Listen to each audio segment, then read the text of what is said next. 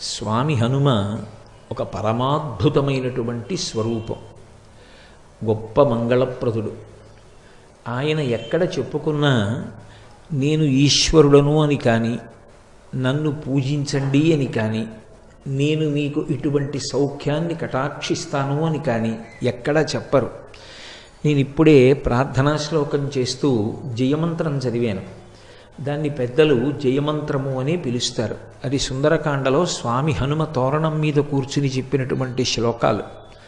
అందులో ఆయన దాసోహం కోసలీంద్రస్య రామస్య క్లిష్టకర్మణ హనుమాన్ శత్రు సైన్యానాం నిహంత మారుతాత్మజ అంటారు. నేను రామదూతని, నేను రామ సచివుణ్ణి, అలాగే నేను రాముని యొక్క దాసాన దాసుణ్ణి అంటారు. ఆయన అంత కష్టపడి 100 యోజనముల సముద్రాన్ని దాటి ఈవలి ఒడ్డునకు వచ్చి కాంచనలంకలో శిశుపావృక్షం కింద సీతమ్మ తల్లి యొక్క దర్శనం చేసి ఆ తల్లిని తన వాక్కుల చేత ఊరడించి రామచంద్రమూర్తి ఇచ్చినటువంటి అభిజ్ఞానమైన ఉంగరాన్ని ఇచ్చేటప్పుడు కూడా అమ్మా నా పేరు ఇది అని కానీ, నేను ఇటువంటి వాణ్ణి అని కానీ ఎక్కడా చెప్పలేదు.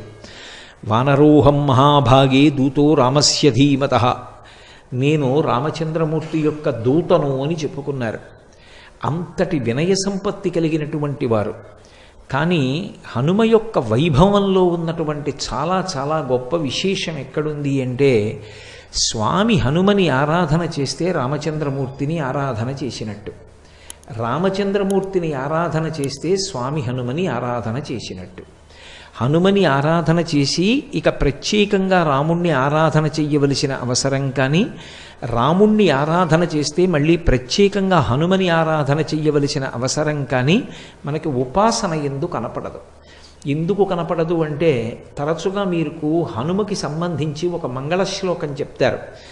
ఎత్ర ఎత్ర రఘునాథ కీర్తనం తత్ర తత్ర కృతమస్తకాంజలిం బాష్పవారి పరిపూర్ణలోచనం మారుతిం నమత రాక్షసాంతకం.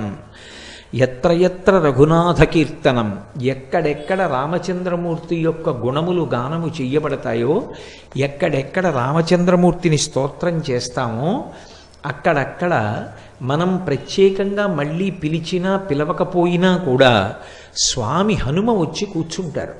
అది కూడా ఎలా కూర్చుంటారు అంటే, బాష్పవారి పరిపూర్ణ లోచనం, కన్నుల నిండా నీరు పెట్టుకుని కూర్చుంటారట. అంటే ఆనంద తన్మయత్వంతో, ఆనంద భాష్పాలతో కూర్చుంటారు. కాబట్టి ఎత్ర ఎత్ర రఘునాథ కీర్తనం తత్ర తత్ర కృతమస్తకాంజలిం, అది కూడా ఇలా తలెత్తి కూర్చోట, ఇలా తలదించుకొని బాష్పవారి పరిపూర్ణలోచనం మారుతిం నమత రాక్షసాంతకం. రాక్షసాంతకుడైనటువంటి ఆ స్వామి హనుమ వాయుపుత్రుడు కన్నుల నిండా నీరు పెట్టుకొని ఆ ఆనంద భాష్పాలతో రామచంద్రమూర్తి యొక్క కథ వింటారట. ఇది సంప్రదాయమునందు రూఢమైనటువంటి విశేషం. అంటే ఇందులో ఇక ఏ విధమైనటువంటి అపనమ్మకానికి తావు లేదు. అందుకే రామచంద్రమూర్తి యొక్క గుణగానం ఎక్కడుంటుందో అక్కడే స్వామి హనుమ ఉంటారు.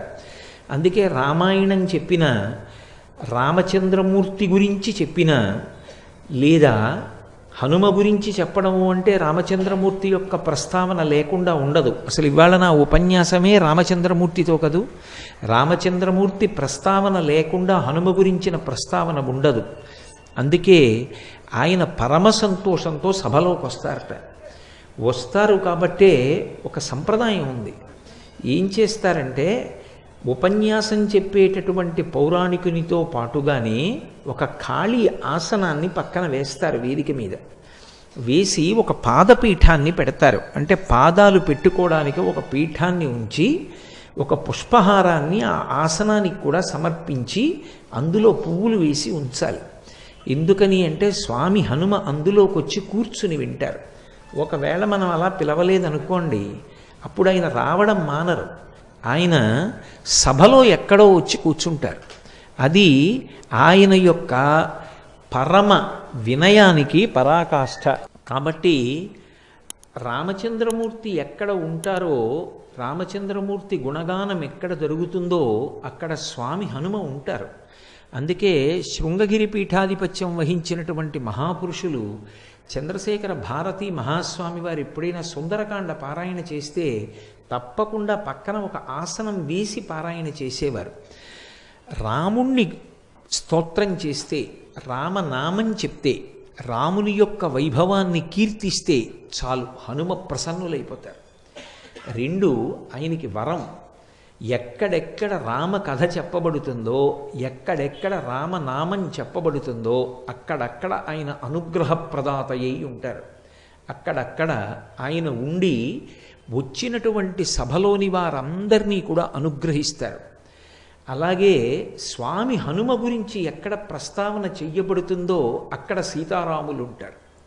హనుమ గురించి మాట్లాడుతున్నాం అనుకోండి, ఇక పిలవక్కర్లేదు, సీతారాములు ఉంటారు. అందుకే ఉపాసనలో హనుమంతుని యొక్క వైభవం ఎక్కడుంది అంటే, ఆయనకి చేసినటువంటి పూజ సీతారాములకు చేసిన పూజయే. మీరు పాలకి నీటికి వేరువేరుగా పూజ చెయ్యక్కర్లేదు. పాలలో నీళ్లు కలిసి ఉన్నాయనుకోండి, ఒక్క పాత్రలో నీళ్లు కలిసిన పాల నుంచి పూజ చేస్తే పాలకి నీటికి కలిపి పూజ చేసినట్టే. అలాగే తన యొక్క ఉపాసన బలం చేత రామచంద్రమూర్తి ఎందే ఉండేటటువంటి స్వామి హనుమ మళ్ళీ ప్రత్యేకంగా ఆయనకి రాముడి కన్నా వేరుగా ఉపాసన చెయ్యవలసిన అవసరం ఉండదు. అందుకు ఎత్ర ఎత్ర రఘునాథ కీర్తనం తత్ర తత్ర కృతమస్తకాంజలిం అనడానికి కారణం. అంతగా అవిభాజ్యమై ఉంటారు. నేను దాసాన దాసుణ్ణి అని చెప్పినా, నేను రామదూతని అని చెప్పినా, నేను సుగ్రీవ సచివుణ్ణి అని ఆయన చెప్పిన, వాయుపుత్రుణ్ణి అని ఆయన చెప్పిన, ఆయన తనంత తానుగా భక్తకోటికంతటికీ కూడా విశేషమైనటువంటి అనుగ్రహాన్ని ప్రసరించగలిగినటువంటి అద్భుతమైనటువంటి స్వరూపం. మీరు జాగ్రత్తగా గమనిస్తే హనుమ యొక్క రూపం వానర రూపం. వానర రూపమైనటువంటి ఆ స్వామిని సుందరాతి సుందరుడు అని పిలుస్తారు. అందుకే ఆయన యొక్క వీర విజృంభణం ఉన్నటువంటి కాండ సుందరకాండ. ఏ కారణం చేత ఆయన సుందరుడు అంటే, ఆయనకి ఆయనగా బయట అందంగా ఉండడం కాదు, ఆయన దర్శనం చేసినంత మాత్రం చేత తరువుకొస్తున్నటువంటి ఉపద్రవాలు కూడా తొలగుతాయి. లోకంలో మంగళములకన్నిటికీ కూడా ఆద్యమైనటువంటి మంగళవాక్కు ఏది అని అడిగారు. సంప్రదాయంలో అన్నిటికన్నా పరమమంగళప్రదమైన వాక్కు ఏది అంటే శ్రీరామ అన్న 3 అక్షరాలు. శ్రీరామ అని మీరు అన్నారనుకోండి, మీరు ఆ రోజున పరమమంగళప్రదమైనటువంటి మాట మాట్లాడారు అని గుర్తు. అందుకే ఎన్ని మాటలు శ్రీరామ అంటున్నారో, ఎన్ని మాటలు శ్రీరామనామం వ్రాస్తూ ఉంటారో అన్ని మాటలు ఆ మంగళత్వాన్ని పొందుతూ ఉంటాడు, పాపనాశనం జరిగినటువంటి కారణం చేత. హనుమ యొక్క స్వరూపంలో ఉన్న గొప్పతనం ఏమిటంటే, ఆయన సంధ్యాకాలానికి ప్రతీకగా ఉంటుంది ఆయన యొక్క ముఖమండలం. అందుకే వాల్మీకి మహర్షి ఈ రహస్యాన్ని లోకానికి చెప్పడం కోసమే సుందరకాండలో హనుమ యొక్క ముఖమండలం గురించి ఒక శ్లోకం చేస్తూ ఒక మాట అంటారు. ముఖం నాసికయా తస్య తామ్రయా తామ్రమా బభౌ సంధ్యాయా సమభిస్పృష్టం యథాతత్ సూర్యమండలం అంటారు.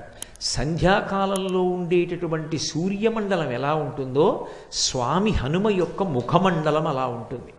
అంత ఎర్రటి ముఖంతో ఏదో పగడాల యొక్క బంత్య అన్నట్టుగా ఆయన యొక్క మూతి ఉంటుంది. అటువంటి ముఖమండలాన్ని ఎవరైతే చూస్తారో అటువంటి వారు సంధ్యాకాలాన్ని దర్శనం చేసినట్టు. ఈ లోకంలో అతి తేలికగా బాలురా వృద్ధులా, స్త్రీయా పురుషుడా, పండితుడా పామరుడా ఈ వివక్ష లేకుండా ఎవరైనా సరే మంగళాన్ని పొందడానికి మాంసనేత్రంతో దర్శనం చేసి ఈశ్వరుని యొక్క అనుగ్రహాన్ని ప్రోధి చేసుకోవడానికి వీలైనటువంటి దర్శనాలలో అద్భుతమైనటువంటి దర్శనం సంధ్యాకాల దర్శనం. సూర్యోదయ సమయంలో ఉదయిస్తున్నటువంటి సూర్యుని యొక్క కాంతిని చూసిన, అరుణారుణ కాంతులను చూసిన, రథం వస్తున్నప్పుడు ముందు లోపల కూర్చున్న రథి కనపడడు, సారథి కనపడతాడు. అరుణుడు సూర్యరథానికి సారథి. అందుకే అరుణుని యొక్క ఉదయం అరుణోదయం, ఆ ఎర్రటి కాంతులను చిమ్ముతుంది ఆకాశం. సంధ్యాకాలంలో ప్రాతకాలంలో ఒక్కసారి ఆకాశం వంక చూసి ఎవరు నమస్కరిస్తారో వారికి మంగళములు కలుగుతాయి, వారికి అమంగళములు తొలగిపోతాయి. అలాగే స్వామి హనుమ యొక్క ముఖమండలము సంధ్యాకాలమునందు ఆకాశము ఎటువంటి మంగళాన్ని ఇవ్వగలిగినటువంటి శక్తితో దీప్తిని పొంది ఉంటుందో అటువంటి దీప్తిని పొంది హనుమ యొక్క ముఖమండలం ఉంటుంది. అందుకే సంధ్యాయా సమభిస్పృష్టం యథాతత్ సూర్యమండలం. ఆయన ముఖం నాసికయా తస్య తామ్రయా తామ్రమాబభౌ. ఆయన యొక్క ముఖము, ఆయన యొక్క నోరు, ఆయన యొక్క ముక్కు ఎర్రగా పగడాల ముద్దలా ఉంటుంది.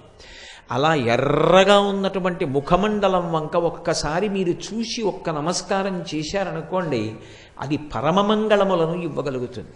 రెండు, హనుమ యొక్క ఉపాసనలో ఉన్నటువంటి అత్యద్భుతమైన విషయం, ప్రతిరోజు హనుమ యొక్క ముఖాన్ని ఎవరు చూస్తారో, ఎవరు ఆయనకి నమస్కారం చేస్తారో అటువంటి వారి యొక్క అజ్ఞానము తొలగిపోతుంది. చాలా తొందరగా వారికి జ్ఞానకటాక్షము కలిగేటటువంటి అదృష్టాన్ని పొందుతారు. ఎందుచేత అంటే ఆయన భర్గస్వరూపుడై ఉంటాడు అని పరాశర సంహితలో ఆయన యొక్క ఉపాసన రహస్యాన్ని చెప్తారు. భర్గుడు అజ్ఞానాన్ని తీసివేయగలిగినటువంటి స్వరూపం. గాయత్రీ మంత్రంలో బీజాక్షరానికి అధిదేవత. అటువంటి భర్గస్వరూపుడైనటువంటి హనుమ యొక్క ముఖాన్ని, ఆయన యొక్క రూపాన్ని ఎవరు చూస్తారో వారికి మంగళములు ఇవ్వబడతాయి. అందున ప్రత్యేకించి హనుమ ఉపాసనకి చాలా విశేషమైన రోజుగా చెప్పబడినది ఏది అంటే, సాధారణంగా ప్రతి వారంలోనూ కూడా మొట్టమొదట గొప్పది శనివారం. శనివారం నాడు స్వామి హనుమ యొక్క ఉపాసనకి అత్యంత ప్రీతిపాత్రమైన రోజు. ఆయన అవతార స్వీకారం చేసింది కూడా స్థిరవారం శనివారం నాడే చేశారు. వైశాఖమాసి కృష్ణాయాం అని ఆయన మందవాసరి దశమ్యాం మందవాసరి దశమి తిథి నాడు శనివారం నాడే ఆయన ఆవిర్భవించారు. శనివారం ఆయన ఉపాసనకి చాలా శ్రేష్టమైనటువంటి రోజు. ఎందుచేత అంటే ఆ రోజు ప్రారంభం శనిహోరతో ప్రారంభమవుతుంది.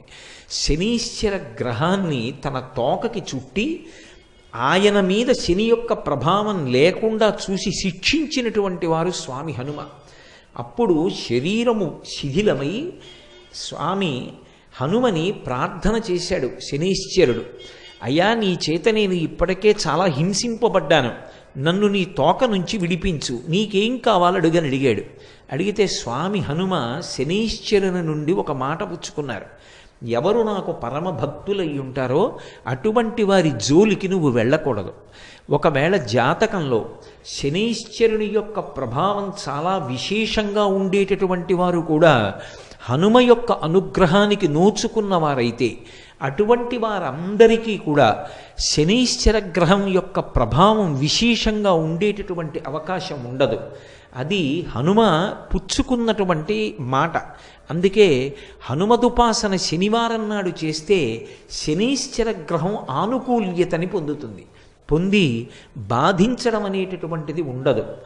రెండవది, మాసములలో మార్గశీర్ష మాసంలో శనివారం నాడు స్వామి హనుమని ఉపాసన చేసినట్లయితే అది చాలా విశేషమైనటువంటి ఉపాసన.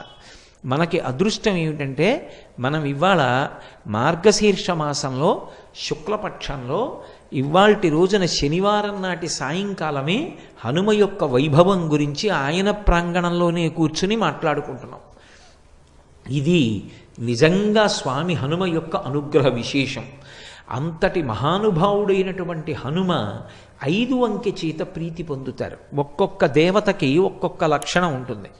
మీరు విఘ్నేశ్వరుడి విషయంలో చూస్తే 16 అంకెకి ఒక ప్రీతి. ఆయనకన్నీ 16 కుడుములు, 16 ఉండ్రాళ్ళు, 16 రకాల పత్రులు, 16 రకాల పువ్వులు, 16 రకాలైనటువంటి నైవేద్యాలు, 16 నామాలు. సుముఖశ్చైకదంతశ్చ కపిలో గజకర్ణకః లంబోదరశ్చ వికటో విఘ్నరాజో గణాధిపః ధూమకేతుర్గణాధ్యక్ష ఫాలచంద్రో గజాననః వక్రతుండ శూర్పకర్ణో హేరంబస్కందపూర్వజః షోడశైతాని నామాని యప్పటే శృణుయాదపి విద్యారంభే వివాహే చ ప్రవేశే నిర్గమే తథా సంగ్రామే సర్వకార్యేషు విఘ్నస్తస్య న జాయతే. షోడశైతాని నామాని 16 అంకె మీద విఘ్నేశ్వర తత్వం నడుస్తుంది. ఆయనకి 16 ప్రీతిని కాదు, తత్వం 16 మీద పెడుతుంది. అలాగే పరమశివుని యొక్క తత్వం 8 మీద వెడుతుంది. అందుకే అష్టమూర్తి తత్వము అని పిలుస్తారు. మీరు హనుమకి సంబంధించినంత వరకు ఆయన యొక్క విశేషం, ఆయన తత్వం 5 అంకె మీద నడుస్తుంది. అందుకే హనుమకి 5 పదార్థములను నివేదన చేస్తారు. 5 రకాలైనటువంటి పత్రముల చేత పూజ చేస్తారు. పంచముఖములతో కూడినటువంటి ఆంజనేయ స్వామి యొక్క ఉపాసనా విధానం ప్రత్యేకంగా ఉంటుంది. ఆయనకు ఒక దీక్ష ఉంది పరాశర సంహితలో, హనుమద్దీక్ష అని దీక్షా స్వీకారం చేస్తారు. చేసినప్పుడు అందులో అతి తక్కువ కాలం దీక్ష 5 రోజులు. 5 అంకె చేత ఆయన తత్వం ప్రకాశిస్తూ ఉంటుంది. హనుమ యొక్క అవతార ఆవిర్భావ సమయంలో లోకానికంతటికీ కూడా సృష్టికర్త అయినటువంటి చతుర్ముఖ బ్రహ్మగారు ఆయన యొక్క వైభవాన్ని కీర్తిస్తూ ఒక మాట అన్నారు. అమిత్రాణం భయకరో మిత్రాణం అభయంకర అని చెప్పారు. దేవతలందరూ తమ తమ శక్తుల్ని హనుమకి ధారపోశారు. అది కూడా చాలా విశేషంగా. ఎలా? ఏ దేవత యొక్క ఆయుధానికి కూడా హనుమ కట్టుబడరు. ఆయన్ని నిర్జించడం సాధ్యం కాదు. అంతటి మహానుభావుడై, అంతటి బలవంతుడై ఆయన నిలబడితే బ్రహ్మగారు ఆయన్ని కీర్తిస్తూ ఒక మాట అన్నారు. ఇది హనుమత్ తత్వానికి జీవమైనటువంటి మాట. అమిత్రాణం భయకరో మిత్రాణం అభయంకర. అమిత్రులైనటువంటి వారికి ఆయన పరమ భయంకరుడు. అమిత్రులు అంటే మిత్రులు కానివారు. ఎవరికి మిత్రులు కానివారు? ఎవరో నేను ఒకడిని చూపించి వాడికి నేను మిత్రుణ్ణండి అంటే సరిపోదు.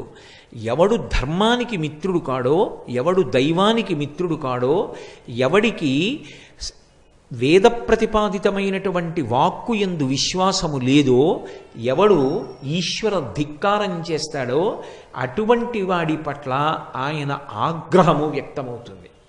ఎవడు ధర్మమునందు అనురక్తి కలిగిన వాడై ఉంటాడో, ఎవడు భగవంతునికి దాసానదాసుడై భక్తుడై ఉంటాడో అటువంటి వాడి పట్ల ఆయన అనుగ్రహ ప్రసరణం జరుగుతుంది. ప్రత్యేకంగా హనుమదుపాసన చెయ్యవలసిన అవసరం లేదు. హనుమని ఉపాసన చేస్తేనే ఆయన అనుగ్రహం కలుగుతుంది అనుకోక్కర్లేదు. ఆయన యొక్క అనుగ్రహ విశేషంలో ఇదొక లక్షణం. అందుకని బ్రహ్మగారు ఆ మాట అన్నారు. ఎవడు ధర్మమునందు అనురక్తి కలిగినవాడో, ఎవడు భక్తి కలిగినవాడో, ఎవడు ఈశ్వరుని యొక్క పాదములను ఉపాసన చేస్తూ ఉంటాడో అటువంటి వాడికి హనుమ యొక్క కటాక్షము ఎప్పుడూ లభిస్తూ ఉంటుంది. అటువంటి వాణ్ణి హనుమ ఎప్పుడూ కాపాడుతుంటారు. అందుకే మీరు ఎప్పుడైనా హనుమ యొక్క విశేషాల్ని పరిశీలించండి, మీకు స్పష్టంగా ఈ విషయాలన్నీ కూడా ద్యోతకమవుతాయి. శ్రీరామాయణంలో చెప్పబడినటువంటి విషయాలు కొన్నింటిని పరాశర సంహితలో మహర్షి చెప్పారు. హనుమ ఉపాసనకి సంబంధించినటువంటి విషయములనన్నిటినీ కూడా క్రోడీకరించి ఒక చోట గుదిగుచ్చి మనకి పరిశీలనం చేసుకోవడానికి, అనుష్ఠానం చేసుకోవడానికి అత్యంత వీలైనటువంటి రీతిలో మనకి పరాశర మహర్షి అందించారు. పరాశర సంహిత హనుమకి సంబంధించినటువంటి ఉపాసనా విధానాన్ని, ఆయన యొక్క అనుగ్రహాన్ని, ఆయన యొక్క వైభవాన్ని మనకి విశేషంగా అందజేస్తుంది. హనుమ క్షేత్రములు ప్రధానమైనవి ఎక్కడెక్కడున్నాయి, ఎక్కడెక్కడ ఆయన యొక్క అనుగ్రహాన్ని పొందడానికి వీలుగా ఆ క్షేత్రాలు ప్రకాశిస్తున్నాయి, ఈ విషయాలన్నిటినీ కూడా మనకి పరాశర సంహిత చెప్తుంది. మీరు హనుమ వైభవాన్ని, హనుమకి ధర్మము పట్ల ఉండేటటువంటి అనురక్తిని, ఆయన భక్తుడైనటువంటి వాణ్ణి కాపాడేటటువంటి రీతిని, ఆయనకి ఎదురు నిలబడగలిగినటువంటి వాడు లోకంలో ఎవ్వరూ ఉండడు అనేటటువంటి రూఢమైన సత్యాన్ని ప్రకాశింపచేసేటటువంటి రీతిలో రచింపబడి మనకి అందివ్వబడిన పరాశర సంహితని పరిశీలనం చేస్తే కొన్ని అద్భుతమైనటువంటి విశేషాలు ద్యోతకమవుతాయి. శ్రీరామాయణంలో ప్రస్తావించబడకపోయినప్పటికీ మైరావణోపాఖ్యానము అని ఒక ఉపాఖ్యానాన్ని పరాశర సంహితలో మహర్షి చెప్తారు. రావణాసురుని యొక్క శరీర బంధువు మైరావణుడు. రావణాసురుడు ఎంత ప్రమాదకారియో మైరావణుడు కూడా అంతే ప్రమాదకారి. పైగా విశేషమైనటువంటి మాయాశక్తులను కూడా తీసుకుని ఉన్నవాడు. ఎంతటి మాయకైనా సరే లోకాన్ని వశం చెయ్యగలిగినటువంటి వాడు. అటువంటి వాడు పాతాళంలో ఉన్నటువంటి లంకాపట్టణానికి అధిపతి అయి ఉన్నాడు. ఆ ఆ మైరావణునికి ఒక చెల్లెలు ఉండేది, ఆమె పేరు దుర్దండి. ఆ చెల్లెలు దుర్దండికి ఒక కుమారుడు ఉండేవాడు, అతని పేరు కాలమేఘుడు. ఒకప్పుడు దేవర్షి అయినటువంటి నారద మహర్షి లోక సంచారం చేస్తూ పాతాళంలో ఉన్నటువంటి లంకాపట్టణానికి వెళ్ళారు. వెళ్ళి ఆ కాలమేఘుడు అనబడేటటువంటి వ్యక్తిని చూశారు. చూసి ఆయన కొన్ని మాటలు చెప్పారు. మనం వెంకటేశ్వర సుప్రభాతంలో చెప్తుంటామే, రేఖామయద్ధ సుధాకలచాత పత్ర వజ్రంకుశాంబురుహ కల్పక శంఖ చక్రై భవ్యైరలంకృతతలౌ పరతత్వ చిహ్నై శ్రీవేంకటేశ చరణౌ శరణం ప్రపద్యే అని. అలా ఆ కాలమేఘుని యొక్క పాదముల యందు కొన్ని అద్భుతమైనటువంటి రేఖలున్నాయి. ఆ రేఖలు ఎవరికి ఉంటాయో అటువంటి వాడు చాలా ఉత్తముడై, పరమ భాగవతోత్తముడై, చాలా గొప్ప చక్రవర్తి కాగలడు. అందుకని ఈ పాతాళలోకంలో ఉండేటటువంటి లంకాపట్టణాన్ని ఈ నీలమేఘుడు పరిపాలన చేస్తాడు కొంతకాలం అయిన తర్వాత. ఇతని పరిపాలనలో ఈ పాతాళలోకానికి చాలా వైభవం కలుగుతుంది అని చెప్పి నారద మహర్షి వెళ్ళిపోయారు. ఇది విన్నాడు మేనమామ అయినటువంటి మైరావణుడు. తన మేనల్లుడు ఆ నీలమేఘుడు ఎక్కడ చక్రవర్తి అవుతాడో, చాలా గొప్ప కీర్తి ప్రతిష్టలు తెచ్చుకుంటాడో, భగవద్భక్తుడై ప్రకాశిస్తాడో, ధర్మమునందు అనురక్తి కలిగిన వాడవుతాడోనని ఆయనని పెద్ద పెద్ద బరువైన ఇనప గొలుసులతో బంధించాడు. సోదరి అని కూడా చూడకుండా తోడపుట్టినటువంటి దుర్దండిని కూడా ఇనప గొలుసులతో బంధించాడు. తనని కన్న తండ్రిని కూడా బంధించి చెరసాలలో ఉంచాడు. వీళ్ళు ఈ పెద్ద పెద్ద ఇనప గొలుసులు మోసుకుంటూ నడవలేక తిరుగుతూ ఉండేవారు. కొద్ది దూరం నడవాలంటే కష్టం, అటువంటి శిక్ష వేశాడు వాళ్ళకి. ఈ సోదరి అయిన దుర్దండి, ఆమె కుమారుడైనటువంటి ఆ నీలమేఘుడు పడరాని ఇడుములు పడుతున్నారు మైరావణుని యొక్క రాజ్య పరిపాలన యందు. ఇలా ఉండగా ఒకప్పుడు రామచంద్రమూర్తి సముద్రానికి సేతువు కట్టి లంకాపట్టణాన్ని చేరుకుని సీతమ్మ తల్లిని తిరిగి పొందడం కోసమని రావణాసురుడితో యుద్ధం చేయడానికి సంకల్పించినటువంటి రోజులలో రామచంద్రమూర్తిని లక్ష్మణస్వామిని అపహరించి తీసుకుని వెళ్ళిపోయి కీడు తెలపెట్టడం తనకి సాధ్యం కావడం లేదని నిశ్చయానికి వచ్చినటువంటి దురాత్ముడైనటువంటి రావణాసురుడు తన బంధువు మేనమామ అయినటువంటి మైరావణుణ్ణి ఆశ్రయించి ఎలాగైనా సరే రామలక్ష్మణుల్ని అపహరించి తీసుకుని వెళ్ళి నిర్జించమని కోరాడు. ఆ రోజులలో స్వామి హనుమ తన యొక్క వాలము చేత, తోక చేత ఒక పెద్ద ప్రాకార నిర్మాణం చేస్తుండేవారు రాత్రివేళ. అందులో వానర సైన్యం అంతా పడుకునేది. ఆయన తన తోకనే ప్రాకారంగా పెట్టి ఉండేవారు. ఆ తోక దాటి వెళ్ళడం లోపలికి ఎవరికి సాధ్యమయ్యేది కాదు. ఈ వార్త మైరావణుడికి వెళ్ళింది, రామలక్ష్మణుల్ని అపహరించాలి. ఎలా అపహరించడం ఆలోచన చేశాడు. ఆయన దగ్గర సూచీముఖుడు అని ఒక రాక్షసుడు ఉండేవాడు. మేకు ఎలా ఉంటుందో ఆయన ముఖం అలా ఉంటుంది, అంత వాడి అయినటువంటి ముఖం. దానితో ఎంత పటిష్టమైనటువంటి ప్రాకారాన్నైనా సరే ఆయన బద్దలు కొట్టి రంధ్రం చేయగలడు.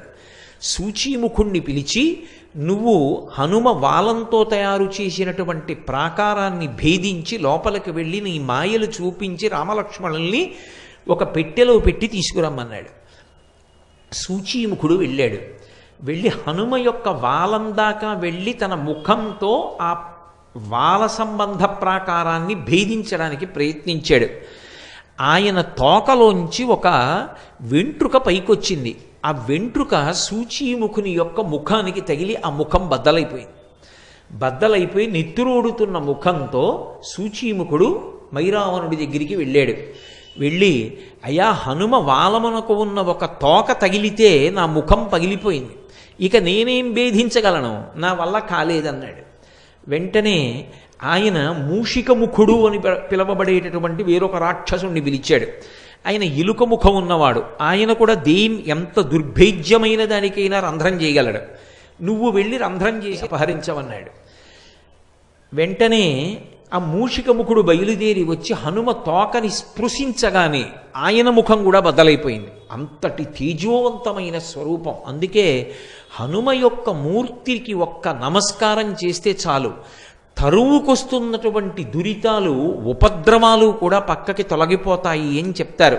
మనకి రహదారుల వెంట ఎక్కడ చూసినా పూర్వం పెద్ద పెద్ద హనుమన్మూర్తిని పెట్టి ఉంచేవారు. ఎందుకంటే అంతంత పెద్ద పెద్ద చెట్లని ఆశ్రయించి ఏ ఉగ్రభూతములుంటాయో ప్రయాణం చేస్తున్న వాళ్ళకి ప్రమాదాలు కలగకూడదని ప్రతి ఊరి వాళ్ళు కూడా ఊరి బయట రహదారి పక్కన హనుమన్మూర్తిని ఉంచి తమ ఊరు దాటి పక్క ఊరు వెళ్లే వరకు ప్రయాణికులకు ఇబ్బంది కలగకుండా క్షేమాన్ని ఆశించి తమ వంతు సహాయంగా హనుమన్మూర్తులను ప్రతిష్ఠ చేస్తూ ఉండేవారు. ఇప్పటికీ మీకు తూర్పుగోదావరి జిల్లా, పశ్చిమ గోదావరి జిల్లాల్లో కాలవ ఒడ్డున వెళ్ళిపోతుంటే ప్రతి ఊళ్ళో మొట్టమొదట స్వామి హనుమ యొక్క మూర్తి దర్శనం అవుతుంది. ఆయన కనపడ్డారు అంటే చాలు మనసుకి ప్రశాంతత. అటువంటి మహాద్భుతమూర్తి అయినటువంటి ఆ స్వామి యొక్క వాలానికి రంధ్రం చేయడానికి ప్రయత్నించాడు మూషికముఖుడు. ఆయన వాలమునకు తన ముఖం తగలగానే మూషికముఖుని యొక్క ముఖం కూడా బ్రద్దలైపోయింది. ఏడుస్తూ నెత్తురు కారుతూ మైరావణుడి దగ్గరికి వెళ్ళాడు. ఆయన వెంటనే పాషాణభేది అన పిలవబడేటటువంటి ఇంకొక రాక్షసుణ్ణి పిలిచాడు. వజ్రాన్ని కూడా బదలగొట్టగలడు తన ముఖంతో. వజ్రం వజ్రీన భిన్నయేత్ అని లోకంలో సామెత. వజ్రం వజ్రానికే బదలవుతుంది. అటువంటిది వజ్రాన్ని కూడా భేదించగలిగినటువంటి పాషాణభేది అనేటటువంటి శక్తి కలిగినటువంటి ముఖమున్న రాక్షసుణ్ణి పిలిచి ఆ వాల ప్రాకారానికి రంధ్రం చేసి రామలక్ష్మణుల్ని అపహరించమన్నాడు. ఆయన ప్రయత్నించాడు, విఫలుడైపోయాడు. తిరిగి వచ్చాడు, మైరావణుడికి చెప్పాడు. వేరొక మార్గం లేదు, ఆయన అనుగ్రహిస్తే తప్ప లోపలికి వెళ్ళడం కుదరదు, రామలక్ష్మణుల్ని అపహరించలేం. ఆలోచించి మైరావణుడు విభీషణుడి యొక్క రూపాన్ని పొందాడు. ఎందుకని అంటే వాళ్ళు కామరూపులు, కావలసినటువంటి రూపాన్ని పొందుతారు. విభీషణుడి రూపాన్ని పొంది ఒక పెద్ద పెట్టొకటి చేత్తో పట్టుకొని స్వామి హనుమ పాదముల దగ్గరకు వెళ్ళి నిలబడి పైకి చూసి హనుమకి నమస్కారం చేసి, హే హనుమ, మీరు ఇక్కడ కాపలా ఉండబట్టి ఆ వాలప్రాకారంలో రామలక్ష్మణులు ఇద్దరూ హాయిగా నిద్రపోతున్నారు. కానీ పగలు చేసినటువంటి యుద్ధంలో వాళ్ళ శరీరానికి కలిగినటువంటి గాయములకు ఉపశాంతి కలగాలని ఓషధుల్ని తీసుకొచ్చాను. లోపలికి వెళ్ళి రామలక్ష్మణుల దర్శనం చేసి వాళ్ళు క్షేమంగానే ఉన్నారు అన్నది రూఢం చేసుకుని ఈ ఓషధులు ఇచ్చి వస్తాను, కొద్దిగా చోటు ఇవ్వవలసింది అని అడిగాడు. విభీషణుడు వచ్చాడు అన్న ఆలోచనతో రామలక్ష్మణుల యొక్క క్షేమాన్ని అపేక్షించేటటువంటి లక్షణమున్న హనుమ తన తొడల సందులో కొద్దిగా చోటు ఇచ్చాడు. ఆ తొడల సందులోంచి వెళ్ళిపోయాడు లోపలికి మైరావణుడు. వెళ్ళి తను తెచ్చినటువంటి ఓషధుల్ని పిండితే ఏ నిద్రపోతున్న వ్యక్తి అయినా మూర్ఛలోకి వెళ్ళిపోతారు. అటువంటి ఓషధుల్ని పిండాడు. రామలక్ష్మణులు ఇద్దరూ మూర్ఛలోకి వెళ్ళిపోయారు. ఇద్దరినీ పెట్టెలో పెట్టుకుని మూత వేసి మళ్ళీ బయటికి వచ్చేసాడు. లోపలికెళ్ళి చూశాను, రామలక్ష్మణులు నిద్రపోతున్నారు. రాత్రివేళ రాక్షసులు సంచరించేటటువంటి సమయం. రాక్షసులు మహామాయావులు. హనుమ తస్మాత్ జాగ్రత్త జాగ్రత్త అని చెప్పి తాను పాతాళలోకంలో ఉన్న లంకాపట్టణానికి రామలక్ష్మణుల్ని తీసుకుని వెళ్ళిపోయాడు. తీసుకుని వెళ్ళి ఆ పెట్టె మూత తీసి చూశాడు. తాను పిండిన ఓషధుల యొక్క శక్తి చేత రామలక్ష్మణులు ఇద్దరూ మూర్ఛలో ఉన్నారు. తన చెల్లెలు దుర్దండిని పిలిచాడు. వీళ్ళిద్దరినీ ఇప్పుడు మహానది దగ్గర గొప్ప ఉత్సవం జరుగుతోంది. ఆ ఉత్సవానికి తీసుకెళ్ళి వీళ్ళని బలిస్తాను. బలిచ్చే ముందు ఈ నరులిద్దరికీ స్నానం జరగాలి. 1వ ప్రాకారం ముందర దివ్యమైనటువంటి కొలను ఉంది. ఆ కొలను నుండి నువ్వు బంగారు కుంభంతో నీళ్లు తీసుకొచ్చి వీళ్ళిద్దరికీ స్నానం చేయించు. వీళ్ళు మూర్ఛయందున్నారు, నీళ్లు మీద పడినా పైకి లేవరు. నేను అటువంటి ఓషధులు పిండాను కాబట్టి నువ్వు నీళ్లు పోయి వీళ్ళని మహానదీ తీరానికి తీసుకెళ్ళి బలిస్తానన్నాడు. ఆమె సంకెళ్ళు వేయబడి ఉంది. ఆమె ఎంతో బాధపడుతూ ఇంతటి ధర్మాత్ములైనటువంటి రామలక్ష్మణులకు ఇటువంటి కీడు తలపెట్టాడే అని, స్వామి హనుమ ఉండగా వీళ్ళకి ఇటువంటి ఉపద్రవం ఎందుకు జరుగుతుంది, హనుమ ఎక్కడ ఉన్నారు, ఎందుకు రాలేదు, ఎందుకు రక్షించట్లేదు, ఆయనకి తెలియదా అని ఆలోచిస్తూ హనుమని స్తోత్రం చేస్తూ ఆవిడ నడిచి వెడుతోంది. వెడుతుండగా ఇక్కడ హనుమ నిలబడి ఉన్నారు. విభీషణుడే వచ్చి వెళ్ళాడు అనుకుంటున్నారు. మళ్ళీ విభీషణుడు వచ్చాడు. ఆ వచ్చినవాడు అసలు విభీషణుడు.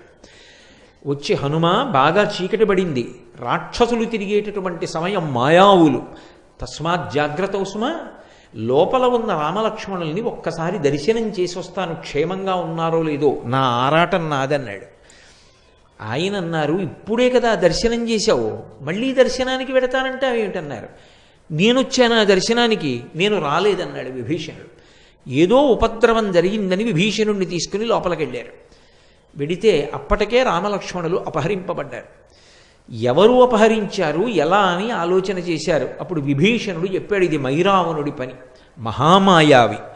మైరావణుని యొక్క పాతాళ లంకకి వెళ్ళడానికి రెండు మార్గాలు ఉన్నాయి. ఒకటి విశాలమైనటువంటి సొరంగ మార్గం, అందులో బయలుదేరి వెడితే అనేక మంది రాక్షసులు కనపడతారు. వాళ్లతో యుద్ధం చేసి పాతాళ లంకకి చేరడానికి చాలా సమయం పడుతుంది. ఈ లోపల రామలక్ష్మణులకు ఉపద్రవం రావచ్చు. రెండవది, రావణాసురుని యొక్క అంతఃపురంలోంచి మార్గం ఉంది. అది తామరనాళం ఎలా ఉంటుందో అంత సన్నగా ఉంటుంది. అందులోంచి సూక్ష్మరూపుడవై వెళ్ళాలి. వెళ్ళిన తరువాత పాతాళలంక యొక్క బహిప్రదేశానికి చేరుకుంటావు. అక్కడ మొదటి ప్రాకారాన్ని దాటడం చాలా చాలా కష్టం. అసలు ప్రాకార ప్రవేశం చెయ్యలేరు. అటువంటి ఏర్పాట్లున్నాయని నేను విన్నాను. అక్కడ వరకే నాకు తెలుసు. అక్కడ ఏ పాటిని అలికిడి తెలిసినా ఏకకాలమునందు కోట్ల మంది రాక్షసులు వచ్చి మీద పడిపోతారు. జాగరూకుడవై వెంటనే బయలుదేరమన్నారు. మహానుభావుడు స్వామి హనుమ వెంటనే రామలక్ష్మణుల యందు ఉన్న భక్తి చేత ఆ నాళ మార్గం గుండా బయలుదేరి లోపలికి వెళ్ళారు. వెళ్ళేటప్పటికి తిన్నగా ఈ జలాశయం దగ్గరికి వెళ్ళారు. అక్కడ ఏడుస్తూ దుర్దండి కనపడింది. దుర్దండి అంటే మళ్ళీ మీరు జ్ఞాపకం తెచ్చుకోండి, ఆవిడ మైరావణుని యొక్క చెల్లెలు. అక్కడ ఒక పెద్ద శమీ వృక్షం ఉంది. లంకాపట్టణంలో అయితే శిశుపా వృక్షం, ఇక్కడ శమీ వృక్షం. శమీ వృక్షం మీదకెక్కి కూర్చున్నారు. కూర్చుని ఈమె ఎందుకు ఏడుస్తోంది అని పరిశీలించారు. ఆమె వెక్కుతూ పైకి అంటోంది, హనుమ ఏమయ్యారు, హనుమ ఎక్కడున్నారో, హనుమ ఉంటే రామలక్ష్మణులకు ఇటువంటి కీడు ఏర్పడదే అని. వెంటనే వచ్చి, అమ్మా నువ్వెవరు, స్వాంతన పొందు, నిజం చెప్పన్నారు. మైరావణుడే మాయావేషంలో వచ్చాడేమోనని దుర్దండి భయపడింది. కానీ హనుమ పలికినటువంటి స్వాంతన వచనముల చేత ఊరట పొందినటువంటి దుర్దండి తాను రామలక్ష్మణులకు నీటిని పట్టికెడుతున్నటువంటి విషయాన్ని, స్నానం చేయించిన తరువాత మైరావణుడు వాళ్ళిద్దరినీ మహానదీ తీరానికి తీసుకెళ్లి బలివ్వాలనుకుంటున్నటువంటి విశేషాన్ని చెప్పింది. నన్ను ఎలాగైనా మైరావణుడు ఉన్న అంతఃపుర ప్రాంతంలోకి ప్రవేశపెట్టగలవా అని అడిగారు. ఇక్కడ ఒక విశేషం ఉంది. అసలు మొదటి ప్రాకారంలోకి, పట్టణంలోకి ప్రవేశం చెయ్యాలి అంటే ఒక బిలమార్గం ఉంటుంది. ఆ బిలంలోంచి వెళ్ళాలి. వెళ్ళేటప్పుడు ఆ రంధ్రంలో దూరి వెళ్ళగానే ఒక త్రాసు ఒకటి ఉంటుంది. త్రాసుకి 2 తక్కెళ్ళు ఉంటాయి. ఈ 2 తక్కెళ్లలో ఏదో ఒక తక్కెడ మీద నుంచి నడిచి వెళ్ళాలి. అది మైరావణుడు పరమశివుడి గురించి గొప్ప తపస్సు చేసి పొందినటువంటి త్రాసు. ఎవరైనా లోపలికి వెళుతున్నప్పుడు ఎంత సూక్ష్మరూపంతో వెళుతుండనివ్వండి, వాడు మైరావణుడి మిత్రుడైతే త్రాసు అలాగే నిలబడుతుంది సమంగా 2 తక్కెళ్ళును. ఒకవేళ ఎవరైనా శత్రువు వెడుతుంటే వెంటనే ఒకవైపు ఉన్నటువంటి తక్కెడ కిందకి దిగి రెండవది పైకి లేస్తుంది. పిడుగులు పడిన ధ్వని, ప్రమాద ఘంటికలు మోగుతాయి. ఆ పాతాళ లంకంతా రాక్షసులందరూ విచ్చుకత్తులు పట్టుకుని త్రాసు దగ్గరికి వచ్చేస్తారు. కాబట్టి ఎలా మిమ్మల్ని తీసుకెళ్దామని అడిగింది. నేను ఈ జమ్మి ఆకంత రూపాన్ని పొందుతాను. మీరు శమీ వృక్షాన్ని చూసి ఉంటారు. శారదా నవరాత్రుల్లో విజయదశమి నాడు శమీ పూజ అని చేస్తాం. చాలా చిన్న ఆకు ఉంటుంది.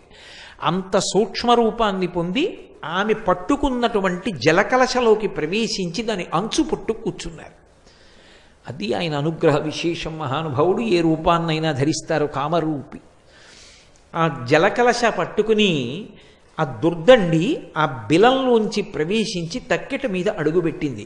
అది పరమశివానుగ్రహంతో వచ్చిన త్రాసు. మైరావణునికి విరోధి అయినటువంటి హనుమ ప్రవేశిస్తున్నారని త్రాసుకి తెలిసిపోయింది. అది వెంటనే రెండవ పక్క తక్కెడ దిగిపోయి పిడుగులు పడిన చప్పుడు వచ్చి భయంకరమైన గంటలు మోగాయి, ప్రమాద ఘంటికలు. వెంటనే రాక్షసులు వచ్చి మీద పడిపోయారు. హనుమ పరమ భయంకరమైనటువంటి రూపాన్ని పొంది రాక్షసులందరినీ మర్దించారు. ఆయనకి అది పెద్ద విశేషం కాదు. అరిచేత్తో కొట్టి చంపేస్తారు. అమిత్రాణం భయకరో. అందుకే కదా జయమంత్రంతో చెప్తారు. జయమంత్రంలో అంటారు, పాదపైశ్చ సహస్రశ అర్ధయిత్వా పురీం లంకాం అభివజ్యచ మైథిలీం అంటారు. నేను రాళ్ళు విసిరి చంపుతాను, నా అరికాళ్లతో తొక్కి చంపుతాను, అరిచేతులతో మర్దించి చంపుతాను, మోచేతులతో పొడిచి చంపుతాను, నా కోరలతో కురికి చంపుతాను, శిరస్సుతో కుమ్మి చంపుతాను, శిలాభిస్తు ప్రహరత, నాకు రాళ్ళు పెట్టి కొట్టి చంపుతాను, పర్వత శిఖరములను ఊడదీసి విసురుతా, చెట్లు పెకలించి విసురుతా, నాకు ఆయుధం అక్కర్లేదు. అంతటి మహాతేజోమూర్తి.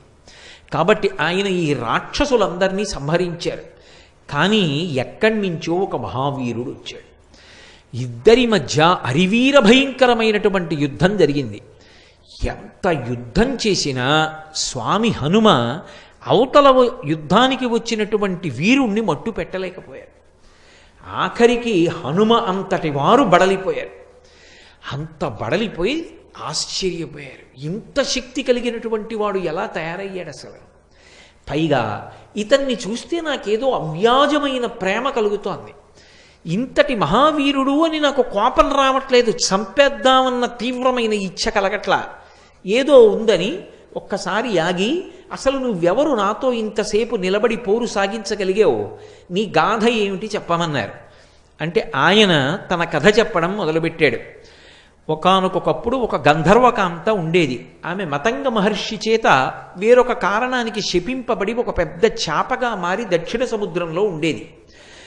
ఆమెకి శాపావకాశం ఎప్పుడు కలుగుతుంది, ఎప్పుడు పోతుంది ఆ శాపం అని ఆమె మతంగ మహర్షిని ప్రార్థించింది.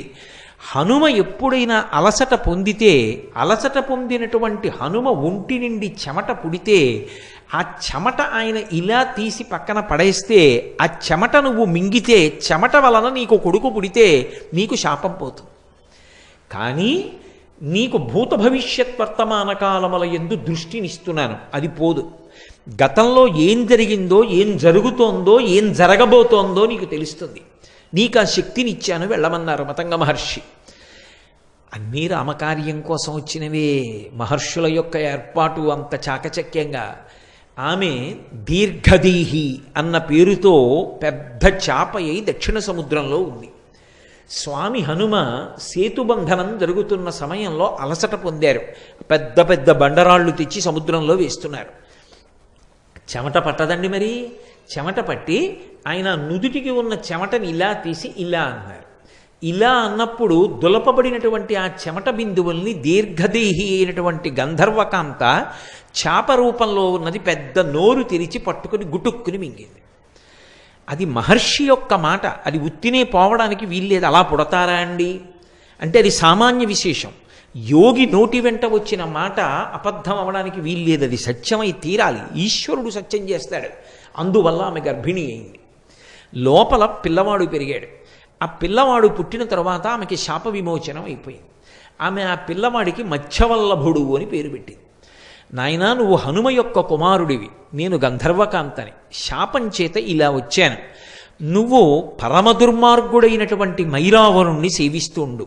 దానివలన నీకొక ప్రయోజనం కలుగుతుంది. నీ తండ్రి దర్శనమవుతుంది. ఒకానొక నాడు నీ తండ్రికి ఉపకారం చెయ్యగలుగుతావు. ఆయన అత్యంత ఒత్తిడిలో వస్తాడు.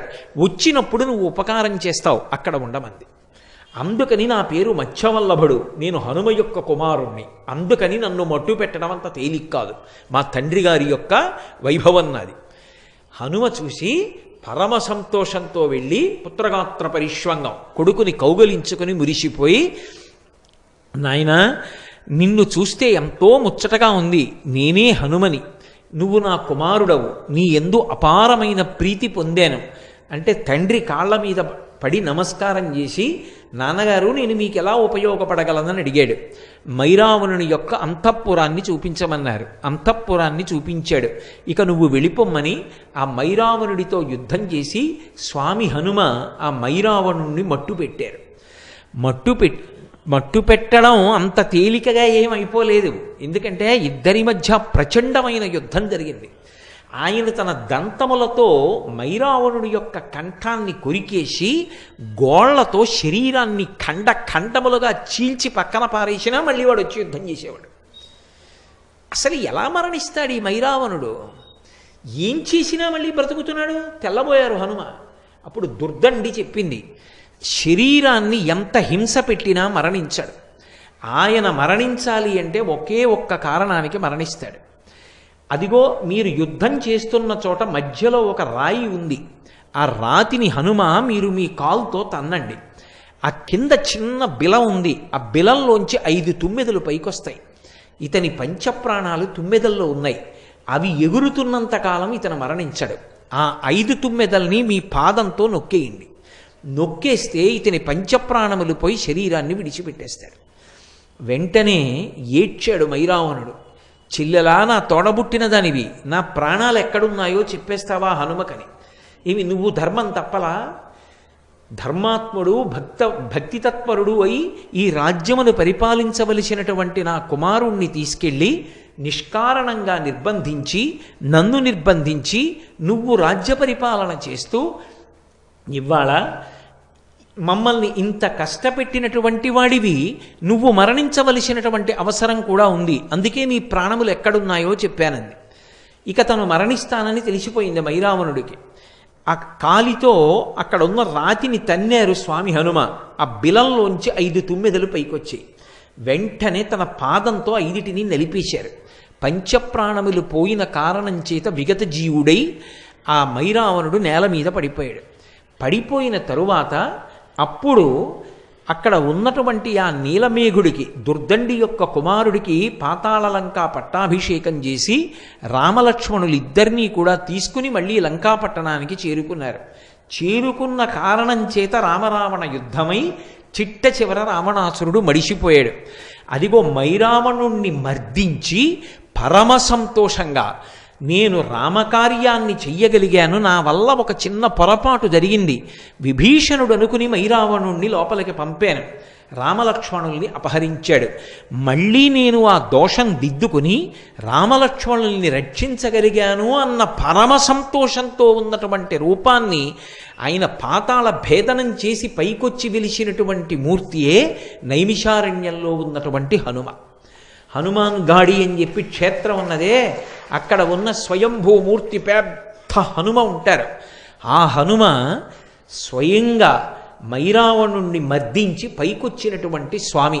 ఈ మధ్యకాలంలో మనందరం నైమిషారణ్యం యాత్రకు వెళ్ళినప్పుడు ఆ హనుమాన్ గాడిలోనే ఉండి ఆ క్షేత్రంలోనే స్వామి హనుమ పాదాల చెంతన కూర్చుని మనం ఒక రోజున రామనామ సంకీర్తనం చేసి వచ్చేటటువంటి అదృష్టాన్ని మనకి కటాక్షించాడు. ఆ స్వామి యందు ఒక విచిత్రమైన లక్షణం ఉంటుంది. మూర్తిని ఇలా ముట్టుకుంటే, ఒక్కసారి ఇలా కళ్ళు మూసుకుని ముట్టుకుంటే నిజంగా ఎవరినో మనిషిని ముట్టుకున్నట్టే ఉంటుంది. కానీ అలా అంగీకరించారు, అలా ఏం ముట్టుకోనివ్వరు. అది దేవస్థానానికి సంబంధించిన వాళ్ళే ప్రతిరోజు సింధూరాన్ని అలదుతారు. మరి ఎందుకు పిలిచారో నాకు తెలియదు, కానీ అది స్వామి అనుగ్రహ విశేషమో ఏమో. నేను అక్కడ కూర్చుని ఉండగా అకస్మాత్తుగా నన్ను పిలిచి సింధూర పాత్ర ఇచ్చి, మీరు కూడా ఇవాళ స్వామికి సింధూరం రాయండి అన్నారు. ఆ రోజున హనుమాన్ గాడిలో స్వామి శరీరానికి సింధూరం రాస్తూ ఉంటే నేను అనుభవించినటువంటి ఆ స్పర్శ సుఖం నా జీవితంలో నేను ఎన్నడూ మరిచిపోలేనటువంటి అనుభూతి. అంత అద్భుతమూర్తి, అంతటి మంగళప్రదుడు. హనుమ యొక్క క్షేత్రాలలో తప్పకుండా దర్శనం చెయ్యవలసిన క్షేత్రాలు 13ని చెప్తారు. 13లో ఒక మహాద్భుత క్షేత్రం నైమిషారణ్యంలో ఉన్నటువంటి స్వామి హనుమ. అంత గొప్ప క్షేత్రంలో మనం ఆ స్వామిని దర్శించి అక్కడ రామనామ గానం చేసి రాగలగడం ఆ రామచంద్రమూర్తి యొక్క, సీతమ్మ యొక్క, స్వామి హనుమ యొక్క నిర్హేతుక కృపా కటాక్ష వీక్షణం. కాబట్టి హనుమ ఎక్కడ ధర్మతత్పరులైన వారు ఉంటారో అక్కడక్కడ ఆయన అనుగ్రహ ప్రచోదనం ఉంటుంది. దుర్దండి ప్రార్థన చేసిందని వెళ్ళారా? దుర్దండి యొక్క కుమారుడైనటువంటి ఆ నీలమేఘుడు ప్రార్థన చేశాడని వెళ్ళారా? మైరావణుడు రామలక్ష్మణుల్ని అపహరించడం యథార్థానికి వాళ్ళు రక్షింపబడడానికి హనుమ అక్కడికి వెళ్ళి మైరావణుణ్ణి మర్దించాలి. అది జరగాలి అంటే దానికి ఏదో ఒక సన్నివేశం జరగాలి. అందుకు రామలక్ష్మణుల్ని అపహరించగలిగాడు తప్ప వేరొకలా సాధ్యమా? ఎక్కడ ధర్మం ఉంటుందో అక్కడ స్వామి హనుమ ఉంటారు. మీరు రామాయణంలో ఒక పెద్ద చమత్కారాన్ని చూసుంటారు. వీటిని ప్రార్థనా శ్లోకాలుగా చెప్తారు హనుమ విషయంలో. గోష్పదీకృతమారాసిం మశకీకృత రాక్షసం రామాయణ మహామాలారత్నం వందే అనిలాత్మజం. రామాయణ మహామాలారత్నం, మాల అంటాం. మాల అంటే ఇదిగో ఇప్పుడు ఏదో నాకు మెళ్ళలో ఈ పుష్పమాల వేశారు. ఈ పుష్పమాల శోభస్కరంగా ఉంది. ఎందుకని అంటే ఇటువైపు నుంచి దండ, ఇటువైపు నుంచి దండ కట్టి మధ్యలో దీనికి ఈ పూల యొక్క మాలని మధ్యలో ఒక గుచ్ఛాన్ని అమర్చారు. ఇది రెండు వైపుల నుంచి వచ్చినటువంటి మాల కలుసుకున్న చోట శోభస్కరంగా సౌందర్యవంతంగా చేస్తుంది. అలా రామాయణము అనబడేటటువంటి మాల ఎక్కడ కలుసుకుందో అక్కడ హనుమ దాన్ని శోభస్కరం చేసేటటువంటి రత్నం. అది లేకపోతే ఆ మాలకు అందమే లేదు. మీరు ఎప్పుడైనా రామాయణం విషయంలో ఒక విశేషాన్ని గమనించండి. మహాత్ములు అని రామాయణంలో కీర్తింపబడడం సాధారణంగా ఎక్కడ అన్వయం అయిపోతుందంటే సీతారాములిద్దరికీ కూడా సంబంధించిన వారై సీతారాముల యొక్క హృదయాన్ని చూరగొన్నవారై సీతారాములు ఇద్దరి యొక్క బాహ్యంలో రామాయణంలో నరులుగా వచ్చారు కాబట్టి వాళ్ళ కష్టాన్ని తీర్చడంలోనో వాళ్ళిద్దరినీ కలపడంలోనో వాళ్ళిద్దరికీ మనశ్శాంతిని ఇవ్వడంలోనో ఎవరు రామాయణంలో ప్రధానమైనటువంటి స్థితిలో నిలబడ్డారో వాళ్ళు మహాత్ములుగా రామాయణంలో కీర్తింపబడతారు. మీరు గమనించండి, మొట్టమొదటి వ్యక్తి విశ్వామిత్రుడు. విశ్వామిత్రుడు శ్రీరామాయణంలో బాలకాండ ఒక్క దాంట్లోనే కనపడతారు. ఒక్క బాలకాండలోనే కనపడినప్పటికీ విశ్వామిత్రుడు అసలు సీతారాములు ఇద్దరినీ కలిపాడు. సీతా కళ్యాణం చేసినది ఎవరు అంటే విశ్వామిత్రుడే. విశ్వామిత్రుడే రామలక్ష్మణులు ఇద్దరినీ కూడా మిథిలా నగరానికి తీసుకెళ్ళాడు. శివధనుర్భంగం చేయించాడు. విశ్వామిత్రుడి కారణంగానే సీతమ్మ రాముడి పక్కకెళ్ళింది, రాముడు సీతమ్మ పక్కకు వచ్చాడు. సీతారామ కళ్యాణం జరగడానికి కారకుడైన వాడు బ్రహ్మర్షి విశ్వామిత్రుడు. ఆ విశ్వామిత్రుడు రామాయణంలో మహాత్ముడై శాశ్వతమైనటువంటి కీర్తి గణించుకున్నాడు. రెండవ వారు సీతారాములు ఎడబాటు పొందినప్పుడు మళ్ళీ సీతమ్మ తల్లి యొక్క క్షేమవార్త తెచ్చి రామచంద్రమూర్తికి చెప్పి రామచంద్రమూర్తి యొక్క క్షేమవార్త సీతమ్మ తల్లికి చెప్పి సీతారాముల యొక్క మనశ్శాంతికి కారకుడై మళ్ళీ సీతారాములు కలుసుకోవడానికి ప్రధానమైన వ్యక్తిగా శోభించినటువంటి వారు స్వామి హనుమ. అందుకే ఎప్పటికీ హనుమ మహాత్ముడుగా జగద్రక్షకుడుగా నిలబడిపోయారు. మూడవ వారు వాల్మీకి మహర్షి. వాల్మీకి మహర్షి శ్రీరామాయణ రచన అంతా చేయడం ఒకెత్తు, రామాయణంలో ఆయన కూడా ఒక వ్యక్తి, పాత్ర అనకూడదు. పాత్ర అంటే కాల్పనిక సాహిత్యం అయితే, అది ఏదో కల్పించి రచించిన గ్రంథం అయితే అందులో కల్పించి కూర్చబడినటువంటి ఒక వ్యక్తిని పాత్ర అంటారు. అది ఊహచేత నిర్మింపబడింది తప్ప నిజంగా ఉన్నాడని కాదు.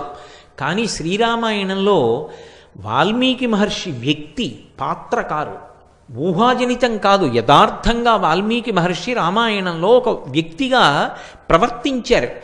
ఆయన ధర్మానికి కట్టుబడినటువంటి రామచంద్రమూర్తి సీతమ్మని అరణ్యములకు పంపించవలసిన సందర్భం ఏర్పడితే సీతమ్మని తన ఆశ్రమంలో ఉంచుకొని ఆమెకి కలిగినటువంటి కుమారులకు నామకరణం చేసి వాళ్ళకి అస్త్రవిద్య నేర్పించి రామాయణాన్ని వీణ మీద పాడి గానం చెయ్యడం వాల్మీకి మహర్షియే లవకుశులకు ఉపదేశం చేశారు.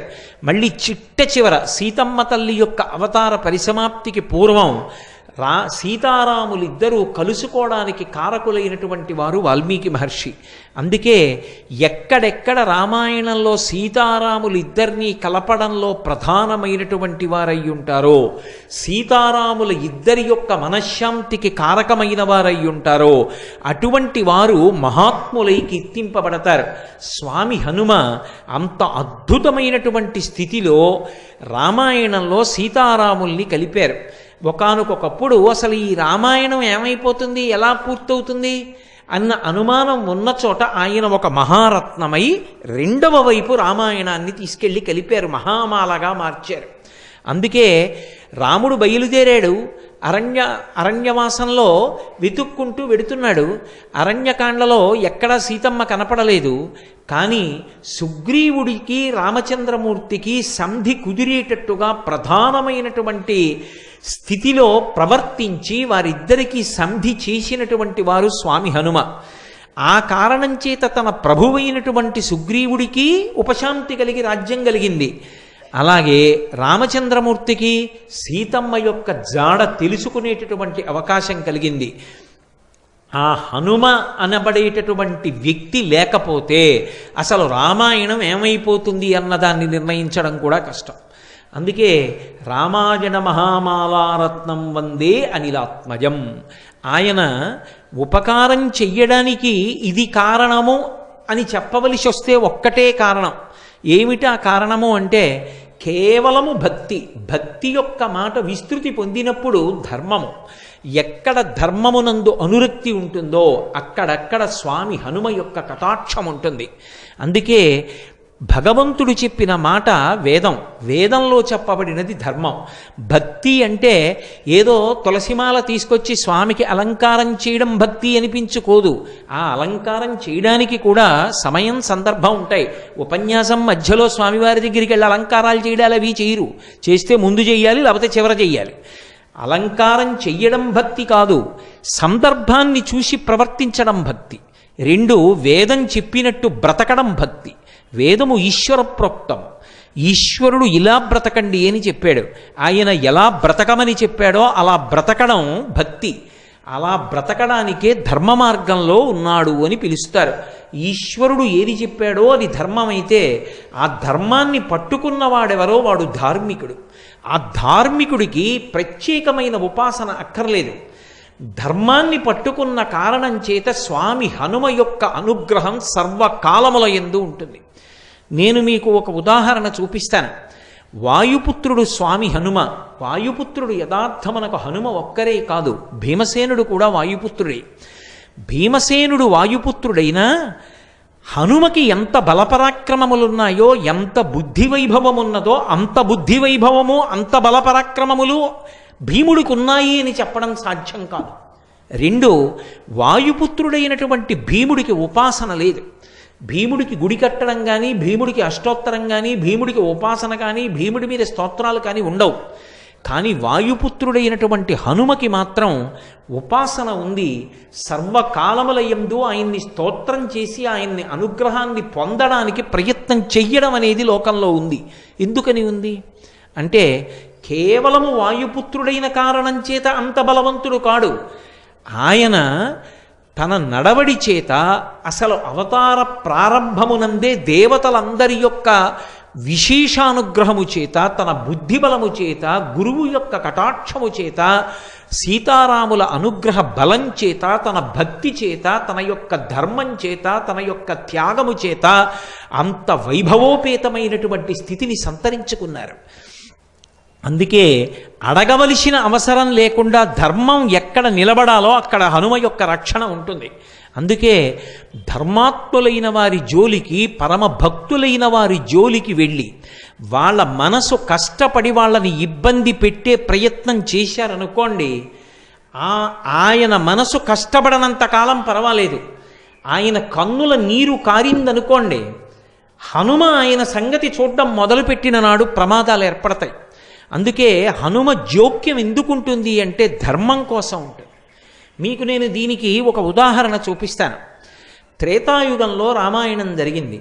ద్వాపర యుగంలో కురుక్షేత్ర సంగ్రామం జరిగింది. ద్వాపర యుగంలో ఒకానొకప్పుడు పాండవులందరూ కూడా అరణ్యవాసం చేశారు. ఎందుకు అరణ్యవాసం చేశారు, ఎందుకు అజ్ఞాతవాసం చేశారు, ఈ విశేషాలన్నీ మీకు తెలిసున్నవి. వాళ్ళు అరణ్యవాసం చేస్తున్న రోజులలో 6 రోజులు బదరీ క్షేత్రంలో ఉన్నారు.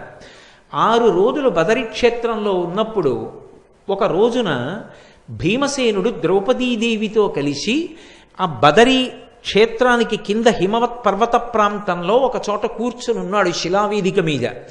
ఎక్కడ నుండో పెద్ద గాలి వేసింది. ఆ గాలికి ఒక పెద్ద తామర పువ్వు ఒకటి వచ్చి వాళ్ళ దగ్గర పడింది. కుతూహలంగా ద్రౌపదీదేవి ఆ తామర పువ్వుని పైకెత్తి చూసింది.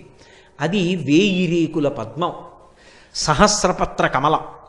అందులోంచి విశేషమైన సువాసన వస్తోంది. ఆవిడంది, ఇటువంటి పుష్పాన్ని నేను ఇంత పూర్వం చూడలేదు. ఎంత అద్భుతంగా ఉంది ఈ పువ్వు, ఎంత సౌకుమార్యంతో ఉంది, ఎంత గొప్ప సువాసనలు గుబాళిస్తోంది.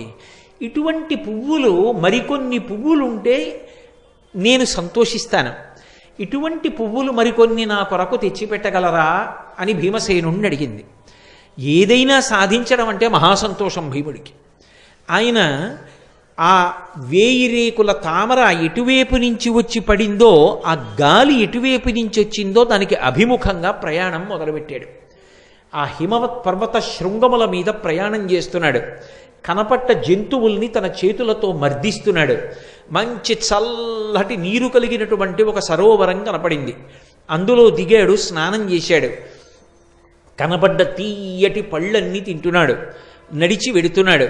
ఆ వెడుతున్నప్పుడు కిన్నెరకాంతలు మొదలైనటువంటి వాళ్ళు ప్రచ్ఛన్న రూపాలతో గుహల్లో దాక్కుని భీమసేనుని యొక్క పౌరుష పరాక్రమాల్ని, ఆయన యొక్క అద్భుతమైనటువంటి ఆ శరీరాన్ని చూసి ఆశ్చర్యపోతున్నారు.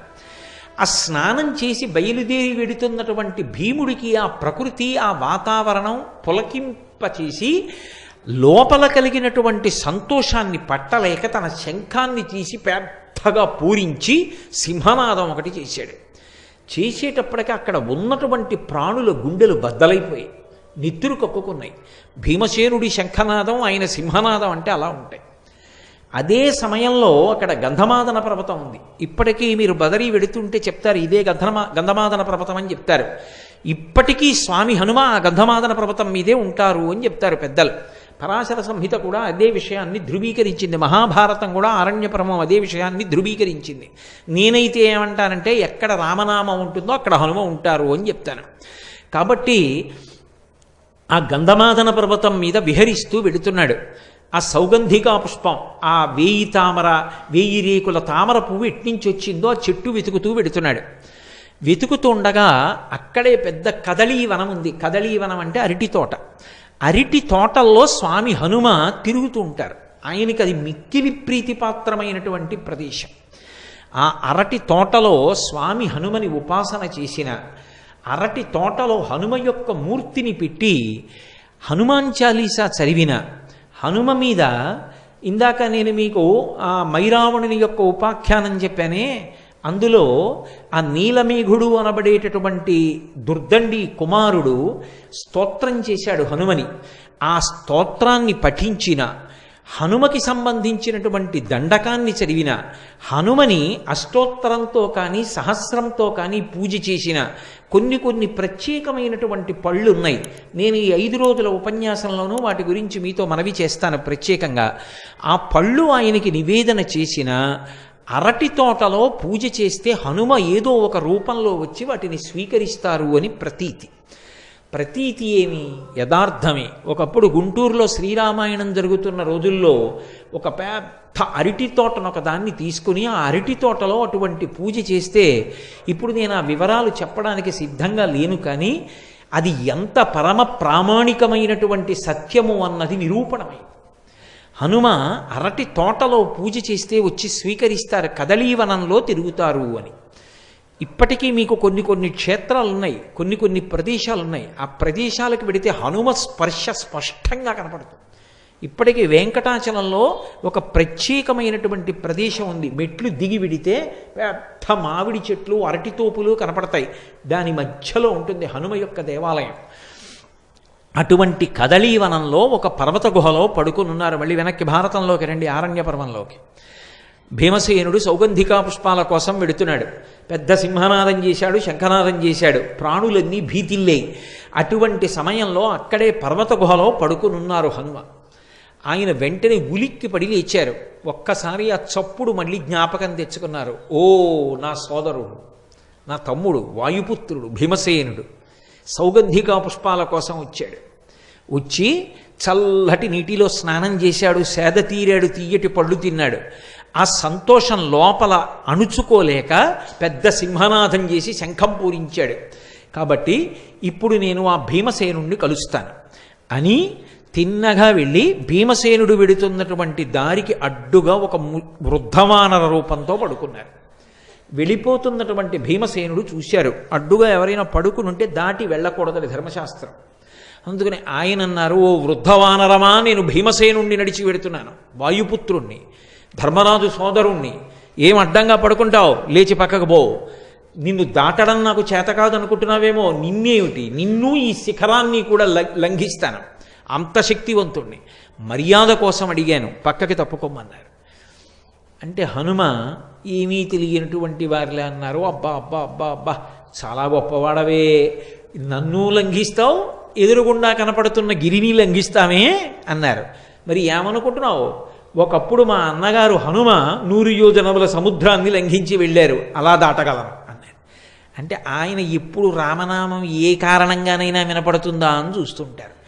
ఏం చెప్పావు, మీ అన్నగారు హనుమ 100 యోజనముల సముద్రం దాటారా, ఎందుకు దాటాడయ్యా అలాగా అన్నారు. అంటే మళ్ళీ రామకథ అంతా చెప్పారు ఒకసారి.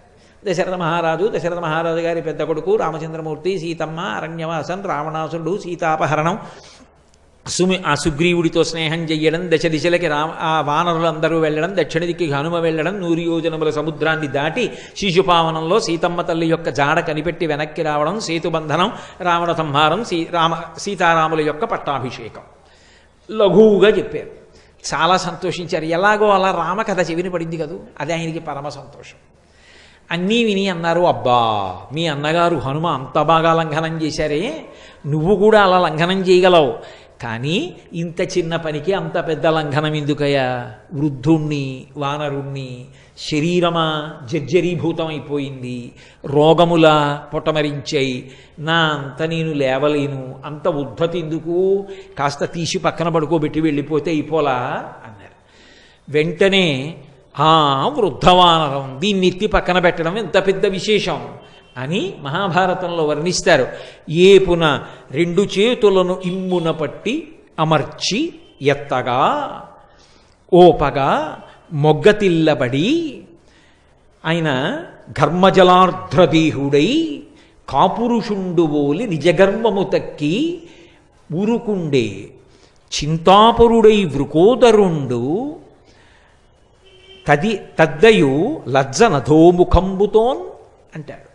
2 చేతులతోటి ఆ వానరాన్ని ఇలా పట్టుకుని హుప్పని ఎత్తడానికి ప్రయత్నం చేశారు. ఏపున 2 చేతులను ఇమ్మున పట్టిన మర్చి ఎత్తగా, ఇలా పైకి ఎత్తుదామని ఒక్కసారి హుప్పని ఇలా అనేటప్పటికీ ఆ వానరం పైకి లేవడం మాట దేవుడెరుగు, ఓపగా మొగ్గతిల్లబడి ఆయన మీద బోర్లా పడిపోయారు. పడిపోయి ఘర్మజలార్ధ్రదేహుడై ఒళ్ళంతా చెమటలు పట్టేసి తడిసిపోయింది ఒళ్ళు. తడిసిపోయి కాపురుషుండువోలే నిజగర్వము దక్కి ఎనంగియుండే చింతాపరుడై వృకోదరుండు తద్దయులజ్జ నధోముఖంబుతోన్. ఆయన యొక్క గర్వమంతా అణిగిపోయింది భీమసేనుడికి.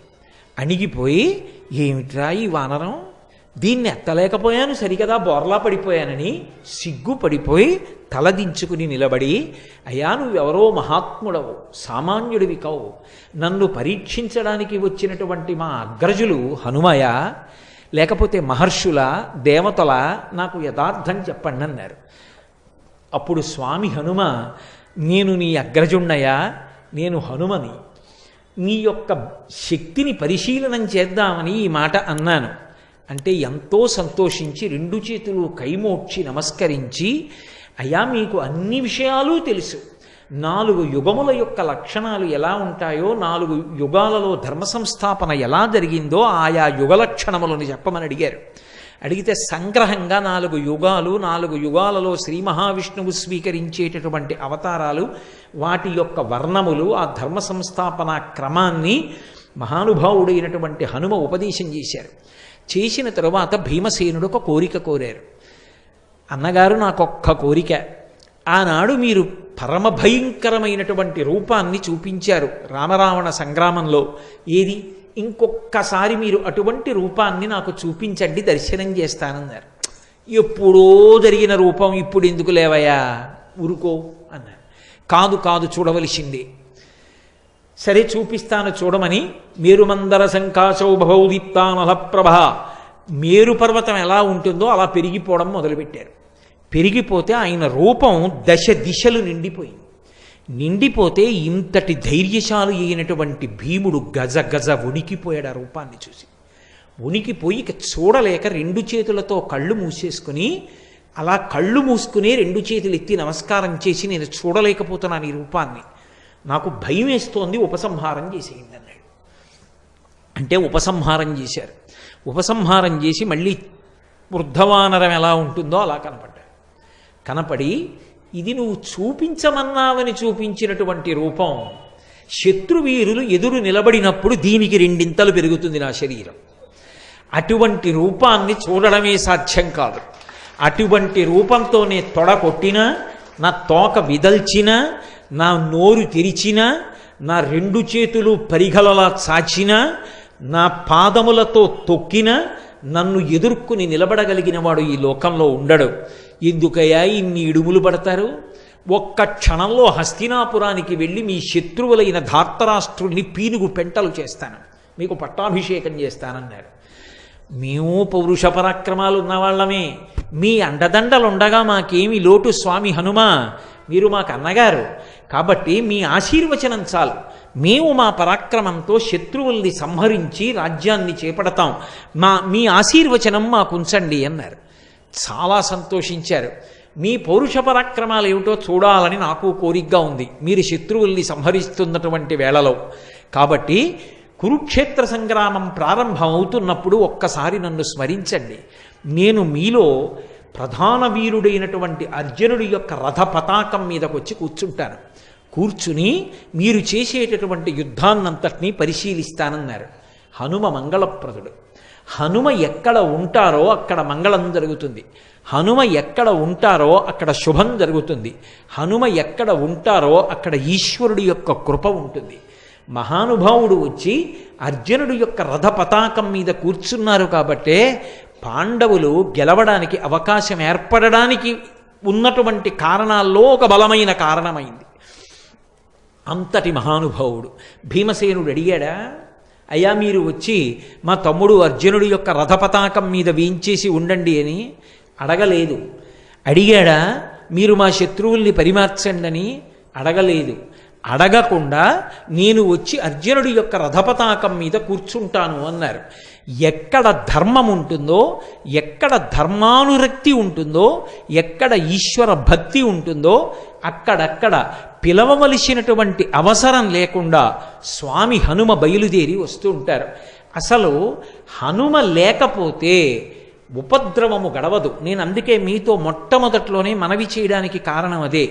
ప్రతిరోజు ఒక్కసారి సంధ్యాకాలంలో ఆకాశాన్ని దర్శనం చేసి నమస్కరించినటువంటి వాడికి ఉపద్రవములు తొలగి ఎలా మంగళాన్ని పొందుతాడో అలాగే ప్రతిరోజు ఒక్కసారి స్వామి హనుమ వంక చూసి నమస్కారం చేసినటువంటి వాడు ఉపద్రవముల నుండి గట్టెక్కుతాడు.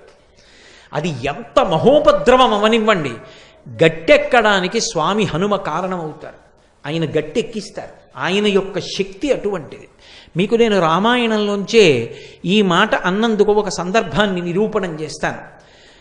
రామాయణంలో రామరావణ యుద్ధం అయిపోయింది, రావణాసురుడు మరణించాడు, సీతారాములకు పట్టాభిషేకం అయిపోయింది, రామచంద్రమూర్తి సంతోషంగా పరిపాలన చేస్తున్నారు. అగస్త్యాది మహర్షులు ఒకసారి అయోధ్యానగరానికి విజయం చేసి రామదర్శనాన్ని అపేక్షించారు. రాముడు వారిని లోపలికి ప్రవేశపెట్టి అర్ఘ్యపాద్యాదులిచ్చి పూజించి ఉచితాసనముల మీద కూర్చోపెట్టి ఒక ప్రశ్న వేశాడు. రావణాసురుడు అంతటి అరివీర భయంకరుడు ఎలా కాగలిగాడు అని అడిగాడు. అడిగితే అగస్త్య మహర్షి ఒక మాట చెప్పారు, రామ నిజానికి రావణాసురుడు కాదు అంత శక్తివంతుడు, రావణాసురుడి కన్నా శక్తివంతుడు, రావణాసురుడి కన్నా కొన్ని కోట్ల రెట్ల ప్రమాదకారి పరమ భయంకరుడు ఇంద్రజిత్. ఆ ఇంద్రజిత్తు మరణించడం రామాయణంలో పెద్ద మలుపు. వాడు దైవవశం చేత అదృష్టవశం చేత మీ పరాక్రమం చేత మడిసిపోయాడు రామ అన్నారు.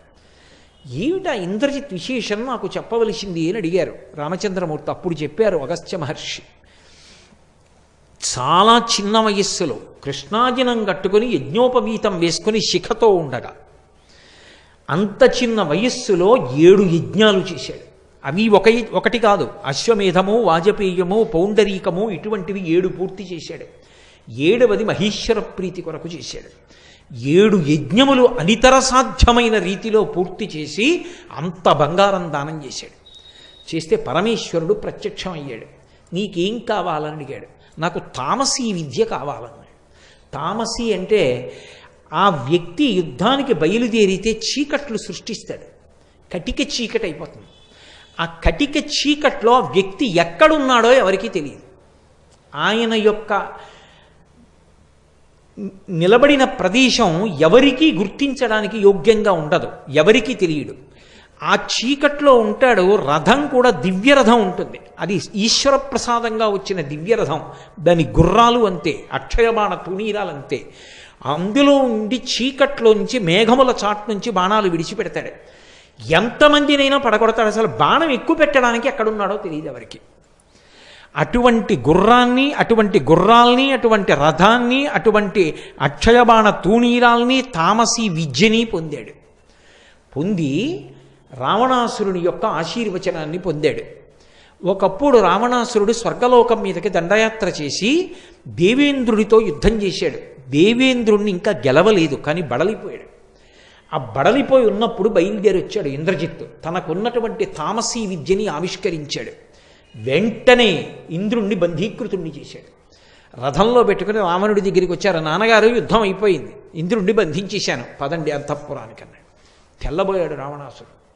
ఇంతటి అరివీర భయంకరుణ్ణి, ఇంతటి తపశ్శాలిని నేను ఓడించలేదు, వీడు గెలిచేశాడు ఇంద్రజిత్తు ఆ ఇంద్రుణ్ణి.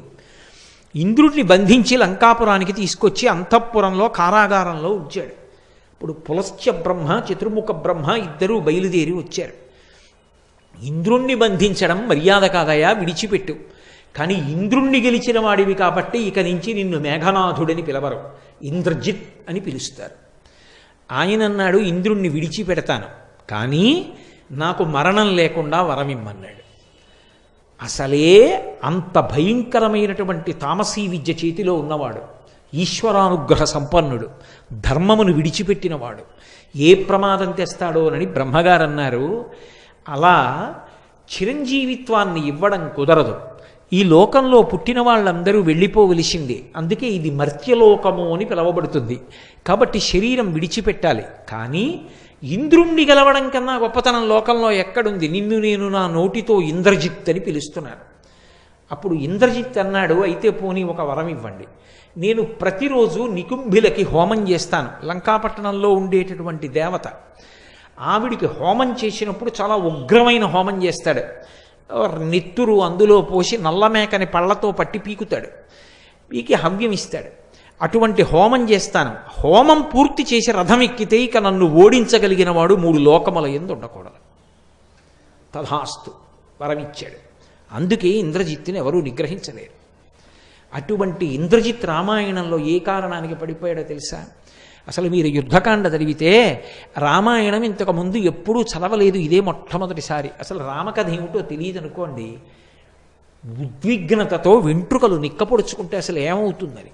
రామరావణ యుద్ధం కన్నా ఇంద్రజిత్ యుద్ధం అలా ఉంటుంది యథార్థానికి. వాడు బ్రహ్మాస్త్రం వేసి బంధించాడు రామలక్ష్మణులను. ఒకసారి మాయాసీతని తీసుకొచ్చాడు రథంలో. హనుమ అంతటి వారు నమ్మేశారు నిజంగా సీతని. ఎందుకంటే అశోకవనంలో హనుమ దర్శనం చేసినప్పుడు కృషీభూతయి సీతమ్మ ఎలా ఉంటుందో అటువంటి సీతమ్మని మాయాసీతని సృష్టించాడు. సృష్టించి ఆవిడ్ని కర్ర పెట్టి కొడుతూ తీసుకొచ్చాడు. ఆవిడ అరుస్తుంటే ఆ బాధ చూసి యుద్ధం చేస్తున్న వానరులందరూ తెల్లబోయి ఆగిపోయారు. హనుమ అంతటి వారు దుర్మార్గుడా, కులకాంతని కొడుతున్నావు, నాశనం అయిపోతావురా అన్నారు. కొట్టడం ఏమిటి? ఈమె కొరకు కదా మీరు యుద్ధానికి వచ్చారు, ఈమె మీకు దక్కకుండా చేస్తానని ఖడ్గం తీసి కంఠం నరికించాడు. సీతమ్మ మరణించిందనుకున్నారు. అనుకుని రామలక్ష్మణులు అంతటి వాళ్ళు మూర్చిపోయారు.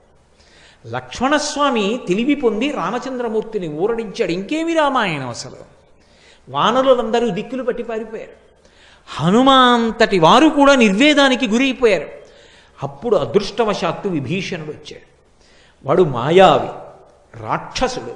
వాడు సీతమ్మని చంపుతాడా? అంత కామమున్న రావణుడు సీతమ్మని సంహరిస్తే ఒప్పుకుంటాడా? ఒక్కనాటికి ఒప్పుకోడు. ఆమె మాయాసీత. తన మాయాశక్తుల చేత సృజించాడు సీతమ్మని. మీ అందరినీ మానసిక దౌర్బల్యానికి గురి చేశాడు. వాడు ఇప్పుడు హోమం చేయడానికి వెడతాడు. నికుంభలా దేవాలయంలో ఉంటాడు. వాడు హోమం చేయడం పూర్తయిపోయిందా, ఇక వాడిని ఎవరూ పట్టుకోలేరు. వాడు యుద్ధానికి వచ్చేశాడా, మొత్తం వానర సైన్యాన్ని సంహరిస్తాడు. ఆ హోమం పూర్తవ్వకుండా మనం వెళ్ళాలి. హనుమ, లక్ష్మణ బయలుదేరండి అన్నారు. వెంటనే లక్ష్మణస్వామి, హనుమ బయలుదేరారు. ఆ నుకింబల దేవాలయంలో కూర్చున్నాడు. బయటంతా రాక్షసుల్ని కాపు పెట్టాడు. భయంకరమైనటువంటి హోమం చేస్తున్నాడు. హోమం పూర్తయి పీఠమించి లేచాడా, మళ్ళీ ఒక ప్రత్యేక రథం హోమగుండంలోంచి వస్తుంది. అది ఎక్కుతాడు. ఎక్కితే ఇక కనపడ్డా. తామసీ విద్యని ఉపాసన చేసి అక్కడి నుంచి అస్త్రప్రయోగం చేస్తాడు. కాబట్టి ఇప్పుడు పీటల మించి లేచిపోవాలి. బ్రహ్మగారికి మాట ఇచ్చాడు, ఏ రోజునైనా హోమం చేస్తుండగా పూర్తి చెయ్యకుండా పీటల మించి లేచిపోతే ఆ రోజున నేను మరణిస్తానన్నాడు. ఇంద్రజిత్ చచ్చిపోతే తప్ప ఆ యుద్ధం గెలవడం సాధ్యం కాదు. పడిపోవాలి ఇంద్రజిత్. అలా పడిపోవాలంటే పీటల మించి లేచిపోవాలి. పీటల మించి లేచిపోవాలంటే ఎలా? మహానుభావుడు స్వామి హనుమకి సాధ్యమైంది. అక్కడ ఉన్న వానర వీరులందరినీ మర్దించేశారు. అక్కడ ఉన్న రాక్షస వీరుల్ని మర్దించేశారు పట్టుకుని. ఆ చుట్టుపక్కల కాపలా ఉన్న వాళ్ళు పెద్ద పెద్ద కేకలు పెట్టారు. ఓయ్ ఇంద్రజిత్తు, అసలు తర్వాత నువ్వు ఈ హోమం పూర్తి చేయడం, యుద్ధానికి వెళ్ళడం, అసలు మేము బతికుంటే కదూ. ఓ పక్క నుంచి మమ్మల్ని అందరినీ చంపేస్తున్నాడు ఈ హనుమ, ఈయన వచ్చి నీ మీద పడిపోతాడు, లే రా రక్షించు రక్షించు అని అరిచారు. తన వారన్న వారందరూ చేస్తున్నటువంటి ఆ హాహాకారాలు, ఆ కేకలు విని తట్టుకోలేకపోయాడు ఇంద్రజిత్. తట్టుకోలేక చేస్తున్న హోమాన్ని మధ్యలో విడిచిపెట్టి పీఠమించి లేచిపోయి రథం ఎక్కాడు. ఇదే అదును సంహరించి ఇవ్వాలన్నాడు విభీషణుడు లక్ష్మణస్వామిని. స్వామి హనుమ రోజున అలా బుద్ధితో యుక్తి పన్ని ఉండి ఉండకపోతే, అంత బలంతో రాక్షసుల్ని మర్దించి ఉండకపోతే అసలు లేస్తాడా పీటల మించి ఇంద్రజిత్? లేవకపోతే ఇంద్రజిత్తుని సంహారం చేయడం కుదురుతుందా? ఆ రోజు వాడు హోమం పూర్తి చేస్తే ఏమయ్యేదో రామాయణం. హోమం పూర్తి చేయకుండా రథం ఎక్కి యుద్ధానికి వచ్చాడు. యుద్ధానికి వస్తే ఇద్దరి మధ్య భయంకరమైన యుద్ధం జరుగుతోంది. లక్ష్మణస్వామి నేల మీద ఉన్నారు, వాడు రథం మీద ఉన్నాడు. అది దివ్యరథం. అప్పుడు స్వామి హనుమ వాహనమై లక్ష్మణస్వామిని తన భుజాల మీదకి ఎక్కించుకున్నారు. ఎక్కించుకున్న నాడు ఆ హనుమని బాణములు పెట్టి కొడితే పూచిన మోదుగు చెట్టులా అయ్యారు. అయినా సరే రామకార్యం కోసం, రాముడి కోసం, ధర్మం కోసం, తనని నమ్ముకున్న వానరుల కోసం, తన ప్రభు అయిన సుగ్రీవుడి కోసం లక్ష్మణస్వామిని వహించారు. భయంకరమైనటువంటి యుద్ధం ఇద్దరికీ మధ్య జరిగింది.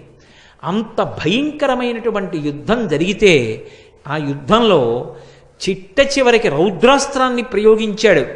రథాన్ని పడగొట్టాడు, సారథిని పడగొట్టాడు.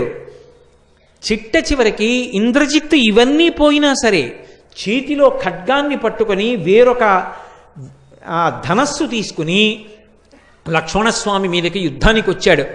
ఐంద్రాస్త్రాన్ని ప్రయోగించి రామాయణానికి మూలమంత్రం అంటారు. ధర్మాత్మ సత్యసంధశ్చ రామో దాశరథిర్యది పౌరుషీచా ప్రతిద్వంద్వశరైనం జహిరావణిం. ఈ మాటలు చెప్పి రావణుని యొక్క కుమారుడైన ఈ ఇంద్రజిత్తు మరణించుగాక అని బాణప్రయోగం చేస్తే అప్పుడు ఇంద్రజిత్తు యొక్క శిరస్సు ఛేదింపబడింది.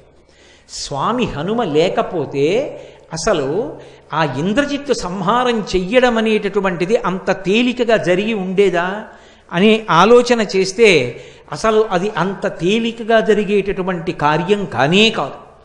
మహానుభావుడైనటువంటి హనుమ ఆర్తత్రాణపరాయణుడై ఎక్కడ ఎవరు ఎలుగెత్తి హనుమాని పిలవనివ్వండి, పరమ సంతోషంతో పరుగు పరుగున వచ్చి కాపాడతారు. ఆయన్ని పిలవక్కర్లేదు, ఆయన పేరు పెట్టి రామనామం చెప్తే చాలు పరమ ప్రసన్నుడైపోతారు. అందున ఆశ్చర్యం ఏమిటంటే సంవత్సరం మొత్తం మీద తప్పకుండా రామనామం కంఠ ఉన్నందుకు గళమెత్తి చెప్పవలసిన రోజు ఏదైనా ఉంటే ఇవ్వాలే. మార్గశిర మాసంలో వచ్చినటువంటి శనివారం. ఈ శనివారం నాడు ఎవరు రామనామ సంకీర్తనం చేస్తారో వాళ్ళందరికీ కూడా హనుమ యొక్క కృప విశేషంగా కలుగుతుంది. అంతటి మహానుభావుడు. ఒకరినేమి, ఆయన ఒకానొకనాడు తరిగొండ వెంగమాంబ గారిని రక్షించలా. తల్లి ఎక్కడో తరిగొండలో పుట్టారు, తిరుకొండ చేరుకున్నారు. తిరుకొండ తిరుమల, తరిగొండ వెంకటాచల క్షేత్రానికి దగ్గరలోనే ఉంటుంది. నరసింహస్వామి బిడ్డలు లేకపోతే కానాల కృష్ణయ్య మంగమ్మ అనేటటువంటి దంపతులు వెంకటాచలంలో వెంకటేశ్వర స్వామి వారిని ఉపాసన చేస్తే ఆయన అనుగ్రహంగా పుట్టింది. అందుకని వెంకమ్మ అని పేరు పెట్టుకున్నారు. చిన్నప్పటి నుంచి ఎప్పుడూ పూజలు భజనలు సంకీర్తనలు చేసేదావిడ. ఈ పిల్ల ఆడపిల్ల ఇక్కడ ఇలా భక్తిలో మునిగిపోతే రేపు పొద్దున్న అత్తవారింట్లో ఎలా పేరు తెచ్చుకుంటుంది? పెళ్లి చేయండి మార్పు వస్తుందన్నారు. వెంటనే వెంకటాచలపతి అనబడేటటువంటి ఒక వ్యక్తిని చూసి వివాహం చేశారు. ఇంకా కాపరానికి వెళ్ళనే లేదు. ఆ భర్త గారు శరీరం విడిచిపెట్టాడు. నేను విధవని కాను, నేను ఎప్పుడో వెంకటేశ్వరుడు ఇల్లాలని, నాకు పెళ్లి చెయ్యొద్దని చెప్పేది ఆవిడ. అందుకని ఆవిడ సౌభాగ్య సూచనలను విడిచిపెట్టలేదు. విడిచిపెట్టకపోతే ఆ తరిగొండలో నేను ఆ తరిగొండ వెళ్ళి ప్రత్యేకంగా నరసింహస్వామి దేవాలయం, వేంగమాంబ గారు తిరిగిన ప్రాంతాలు దర్శనం చేసి పరవశత్వాన్ని పొంది వచ్చాను ఒకప్పుడు. ఆ నృసింహస్వామి దేవాలయం ఇప్పటికీ మీరు వెళ్ళినా చూడొచ్చు తరిగొండలో.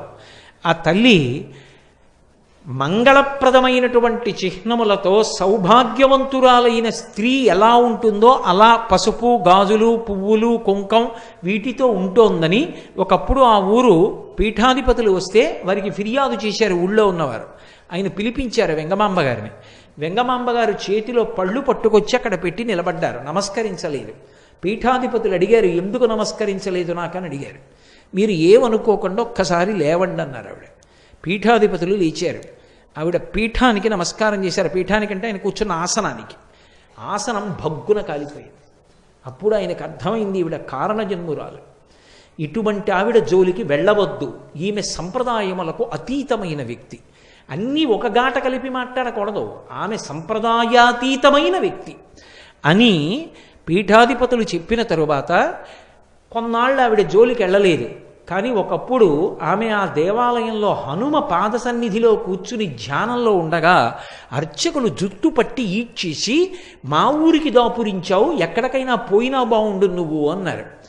ఆ మాట ఆవిడికి ఎందుకో వెంకటాచల క్షేత్రానికి వెళ్ళిపోమ్మని చెప్తున్నట్టుగా అనిపించింది. 20 సంవత్సరాల వయస్సులో కటిక చీకట్లో కాకులు దూరని కారడవి, చీమలు దూరని చిట్టడవి అని చిన్నప్పుడు కథల్లో చెప్తారే, అటువంటి అరణ్యంలో బయలుదేరి ఆవిడ వెంకటాచల క్షేత్రాన్ని చేరుకోవడానికి ప్రయత్నించారు. అంత చీకటిలో ఆవిడ వెడుతున్నప్పుడు ఆమెని అరణ్యంలో కాపాడిన స్వామి ఎవరో తెలుసా? స్వామి హనుమ. త్రోవ హనుమ అంటారు.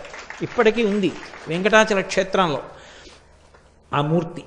కాబట్టి మహానుభావుడు ఆయన ఎప్పుడు ఎక్కడ ఎవరిని ఆదుకోలేదు.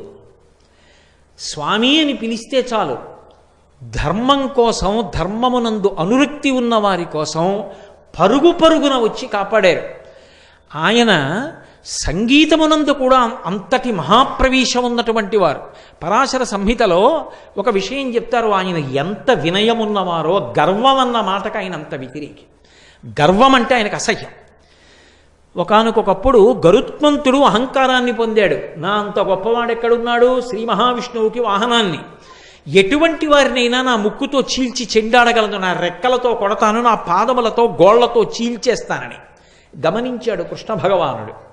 ఒకేసారి గరుత్మంతుడికి సత్యభామకి కూడా గర్వభంగం చెయ్యాలనుకున్నాడు.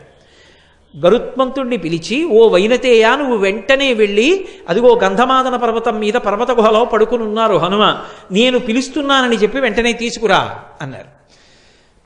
హనుమని తీసుకురావడం పెద్ద విషయం ఏమిటి? ఉత్తర క్షణంలో బయలుదేరి వెళ్ళారు గరుత్మంతుడు మంచి అతిశయంతో. అక్కడ గుహలో యోగనిష్టలో ఉన్నారు. ఆ కుంభకం చేసి యోగనిష్టలో ఉండగా వెళ్ళి హనుమా హనుమా అని పిలిచారు. పలకలేదు. పలకలేదని కోపం వచ్చి ఆయన నాసారంధ్రములోకి తన ముక్కు పుటాన్ని చేర్చి పొడిచారు. ఆయనకి కించిత్ ధ్యానభంగం అయింది. ఆయన చెవి దగ్గరికి వచ్చి అరిచారు. హనుమ చెవి దగ్గరికి వచ్చి ఆయన మెల్లిగా బహిర్ముఖులై, యోగాభ్యాసంలో ధ్యానంలో సమాధి స్థితిలో ఉన్నవాడు ఒక్కసారి బహిర్ముఖుడు కాకూడదు, మెల్లమెల్లగా బహిర్ముఖుడు కావాలి. అందుకని మళ్ళీ ప్రాణాయామంతోనే బహిర్ముఖులు అవుతారు. అందుకని ఈ వైనతేయుడైన గరుత్మంతుడికి గర్వం అణచాలని ఆయన ఒక ముక్కురంధ్రాన్ని పూసి ప్రాణాయామం కోసమని ఒక ముక్కురంధ్రం మూసి ఒక ముక్కురంధ్రంతో గట్టిగా ఊపిరి లాగారు. ఆ ఎదురుగుండా ఉన్నటువంటి గరుత్మంతుడు ఎగిరి వచ్చి ఆయన ముక్కు రంధ్రాన్ని కట్టుకున్నాడు. ఈ రంధ్రం ఇలా వదిలిపెట్టేస్తే గరుత్మంతుడు కింద పడ్డాడు. ఇలా మూసి మళ్ళీ ఈ రంధ్రంతో గట్టిగా గాలి విడిచిపెట్టారు, పీల్చిన గాలిని. ఆ గాలికి ఎగిరి ఎక్కడో వెళ్ళి పడ్డాడు. మళ్ళీ ఇలా పీల్చారు, మళ్ళీ వచ్చి ముక్కు కట్టుకున్నాడు. అయ్యబాబో ఇదే బలం, ఇదేం బలం, ఊపిరి పీలిస్తేనే ఇలా ఉందనుకున్నాడు. హడిలిపోయి ఆయన ఊపిరిని యథాస్థితికి తెచ్చిన తరువాత పైకి ఎగిరిపోయి చూస్తున్నాడు. ఇలా కాదు, ఈయన్ని ఎత్తుకుపోతాను, నా రూపాన్ని పెంచడి, పెద్ద పెద్ద రెక్కలు పెంచాడు. హనుమ తన తోక పెంచి ఆకాశాన్ని చుట్టారు, వాలాన్ని. గరుత్మంతుడు ఆగ్రహించి తన ముక్కుతో దానికి ఛిద్రం చేయబోయాడు, పొడవబోయాడు. వెంటనే తన తోకతోటి గరుత్మంతుడిని చుట్టారు. చుట్టి బంధించి గిర్ర గిర్ర గిర్ర గిర్ర తిప్పి ఆకాశంలో విసిరేశారు. విసిరేస్తే పాలసముద్రం పక్కనున్న కొండ మీద వెళ్ళి పడ్డాడు.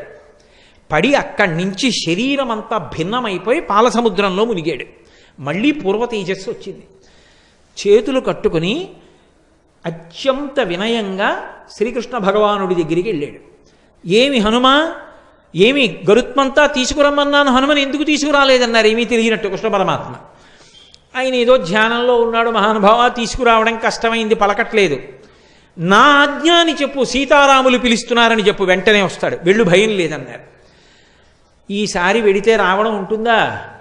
అనుమానం వచ్చింది గరుత్మంతుడికి. సరే, ఆయన ఆజ్ఞ, వినయంగా వెళ్ళు, గర్వంతో వెళ్ళకు. నేను రమ్మన్నాను కదా, నేను పిలుస్తున్నాను కదా అని చెప్పి ఊరికే హనుమా హనుమా అని కేకలేకు. పరమ వినయంతో చేతులు కట్టుకుని తల వంచుకొని, స్వామి మిమ్మల్ని సీతారాములు పిలుస్తున్నారని చెప్పు, వస్తారన్నారు. తిన్నగా హనుమ ఉన్న గుహ దగ్గరికి వెళ్ళారు. వెళ్ళి గరుత్మంతుడు చేతులు కట్టుకుని ఈసారి ఎంతో వినయంతో స్వామి హనుమా హనుమా అని పిలిచారు. ఏమి అన్నారు. పళ్ళు తీసుకెళ్ళి అక్కడ పెట్టి నమస్కారం పెట్టారు. అంజలి ఘటించి సీతారాములు పిలుస్తున్నారన్నారు. ఒక్కసారి పైకి లేచారు. సీతారాముల పద, ఎక్కడున్నారన్నారు. ముందు వైనతేయుడెడుతున్నాడు, వెనకాతల హనుమ వచ్చారు. ఇంతలో కృష్ణ భగవానుడు అన్నాడు, పక్కన సత్యభామ కూర్చునుంది.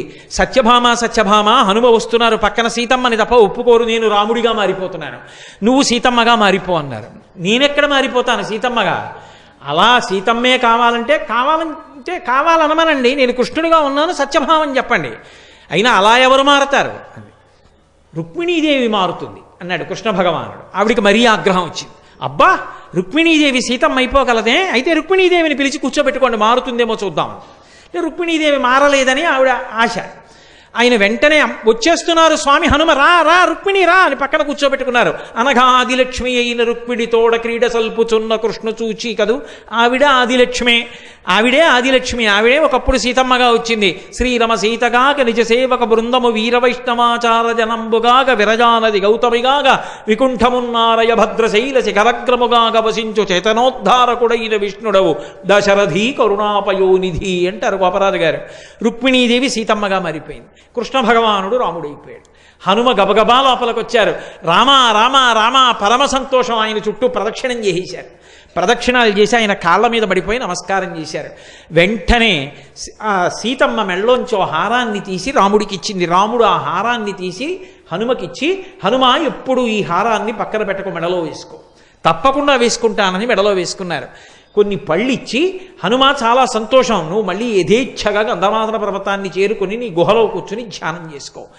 హే భగవన్, మీరు మళ్ళీ సీతారాములుగా దర్శనమిచ్చారు, పరమ సంతోషం అని సంతోషపడిపోయి భజన చేసుకుంటూ ఎగురుకుంటూ హనుమ వెళ్ళిపోయారు. అటు సత్యభామ ఇటు గరుత్మంతుడు కూడా అతిశయం ఎంత చెడ్డదో తెలుసుకున్నారు. అప్పుడు చెప్తారు పరాశర సంహితలో, ఆయన పాట పాడుతూ నృత్యం చేస్తే అంత అద్భుతంగా పాట పాడుతూ నృత్యం చేస్తారట. అందుకే హనుమ గొప్ప గాయకుడు. ఇవాళ మీతో నేను ఒక విషయాన్ని ప్రస్తావిస్తున్నాను. విజయనగరంలో ఒక చిన్న దేవాలయం ఉంది, మీరు కూడా వెడితే తప్పకుండా చూడండి. అందులో హనుమ ఉంటారు, మీరు ఎక్కడ చూడనటువంటి మూర్తిని. తాళం వాయిస్తూ సంగీతం పాడుతూ పరమ సంతోషంతో నృత్యం చేస్తుంటారు ఆయన. ఒకప్పుడు భారతదేశానికి ఎనలేని ఖ్యాతి తీసుకొచ్చి తన నేపథ్యగానంతో కొన్ని వేల పాటలు పాడి అజరామరమైన కీర్తి సంపాదించి భగవద్గీతని కృష్ణ భగవానుడే చెప్తున్నాడా అన్నట్టుగా భగవద్గీత పాడి ఇప్పటికీ కీర్తి శరీరుడై వెంకటాచలంలో ఎవరి యొక్క పాట వినపడుతూనే ఉంటుందో అటువంటి ఘంటసాల వెంకటేశ్వరరావు గారు మహానుభావుడు 4 ఇళ్ల దగ్గరికి వెళ్ళి వాళ్ళు పెట్టినటువంటి అన్నం తిని వచ్చి పడుకోవడానికి చోటు లేక ఆ దేవాలయంలో పడుకునేవారు. ఇప్పటికీ పెద్దలు అంటారు, అక్కడ పడుకునుండగా ప్రతిరోజు రాత్రివేళ సంకీర్తన చేస్తారట హనుమ రామచంద్రమూర్తి మీద. మీరు ఇప్పటికీ వెడితే చూడొచ్చు, అది నేను ప్రత్యేకంగా దాని ఫోటో తెచ్చుకున్నాను కూడా. అసలు నేను ఇప్పటి వరకు ఎక్కడా చూడాల, ఒక్క విజయనగరంలోనే ఉంది ఆ మూర్తి. అక్కడే ఘంటసాల గారి పెద్ద విగ్రహం పెట్టారు. ఎక్కడ తను పడుకోవడానికి చోటు లేక, ఇల్లు లేక గుడిలోకి వచ్చి పడుకున్నారో అక్కడే తరువాత ప్రపంచ ప్రఖ్యాతిని ఆర్జించినటువంటి ఘంటసాల వెంకటేశ్వరరావు గారు కచేరీ చేశారు అక్కడే కూర్చుని. అది విచిత్రం. మహానుభావుల జీవితాలు అలా ఉంటాయి. వాళ్ళు ఏం దాచుకోరు, అతిశయాలకి పోరు. ఏ రాత్రి వేళ బహుశా సంకీర్తన చేస్తున్నటువంటి హనుమ ఆ ఘంటసాల గారికి దర్శనమిచ్చారో, ఏ హనుమత్ కటాక్షాన్ని పొందారో, మహానుభావుడి కంఠం అమృతధార అయింది. ఇప్పటికీ ఇన్నేళ్ళైపోయింది, ఘంటసాల గారు తెలియని వ్యక్తి ఉంటాడా? మహానుభావుడు అంతటి స్థాయిని పొందారు అంటే హనుమ యొక్క అనుగ్రహ విశేషం. అటువంటి మహానుభావుడు హనుమ. భక్తి ధర్మము ఎక్కడ ఉంటాయో అక్కడ ఆయన అనుగ్రహం ఉంటుంది. నేను మీతో ఒక మాట మనవి చేసి ఉన్నాను కదూ, ఇవాళ నేను ఇంకొక పావుగంట ఉపన్యాసం చెప్పచ్చు, కానీ అంతకన్నా నైమిత్తిక తిథి చాలా ప్రధానం. ఇవాళ ఎంతో ఎంతో గొప్ప రోజు, సంవత్సరం మొత్తం మీద ఇటువంటి రోజు దొరకదు. నేను ఇంట్లో పూజ చేసుకోవడం, నేను నామం చెప్పడం వేరు. మీరు నన్ను గౌరవించి ఇక్కడ కూర్చోపెట్టినందుకు ఇవాళ మీ అందరికీ కూడా నేను అటువంటి అవకాశం కల్పించకపోతే నేను దోషం చేసిన వాడిని అవుతాను. అందుకే మనందరం కలిపి నేను కొద్దిసేపు ఆ రామనామానికి సంబంధించినటువంటి ఆ పై మకుటం చెప్తూ ఉంటాను. అంటే ఏదో పాలు తేనెల పంచదార కన్నను మధురమైనది రామనామము అన్నాను అనుకోండి, మీరు రామనామము రమ్యమైనది రామనామము అదొక్కటే మీరు అంటుండండి. ఎందుకని?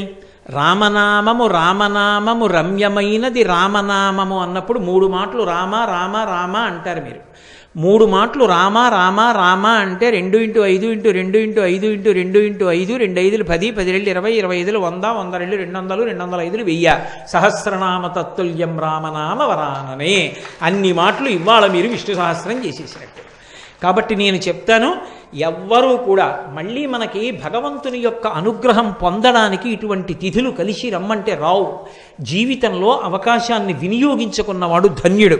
అందుకే మీరందరూ కూడా చక్కగా రామనామము రమ్యమైనది రామనామముని గట్టిగా చెప్పండి. పాహి కృష్ణాయనచు ద్రౌపది పలికినది శ్రీరామనామము నామము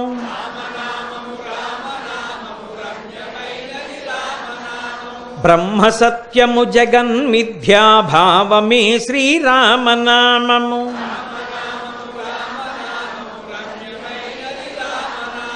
సకల జీవులలోన వెలిగే సాక్షిభూతము రామనామము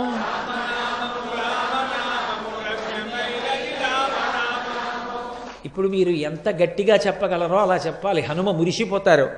ఆంజనేయుని వంటి భక్తులక శిష్ట జనముల దివ్య దృష్టికి స్పష్టమగు శ్రీరామనామము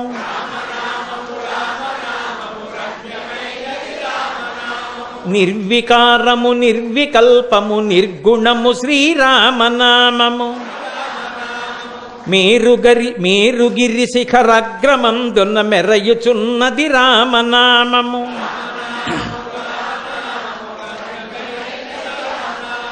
ధాత వ్రాసిన వ్రాత తుడి చెడి దైవమే శ్రీరామనామము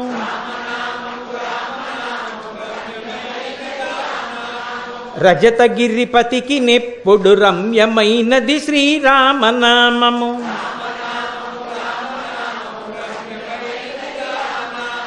ఆత్మలో జీవాత్మతానై అలరుచున్నది రామనామము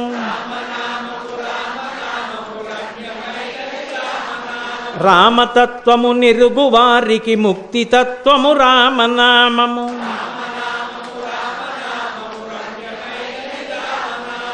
రాక్షసులను తరిమి కొట్టిన నామమే శ్రీరామనామము మంగళంబగు భక్తితో పాడిన శుభకరంబగు శ్రీరామనామము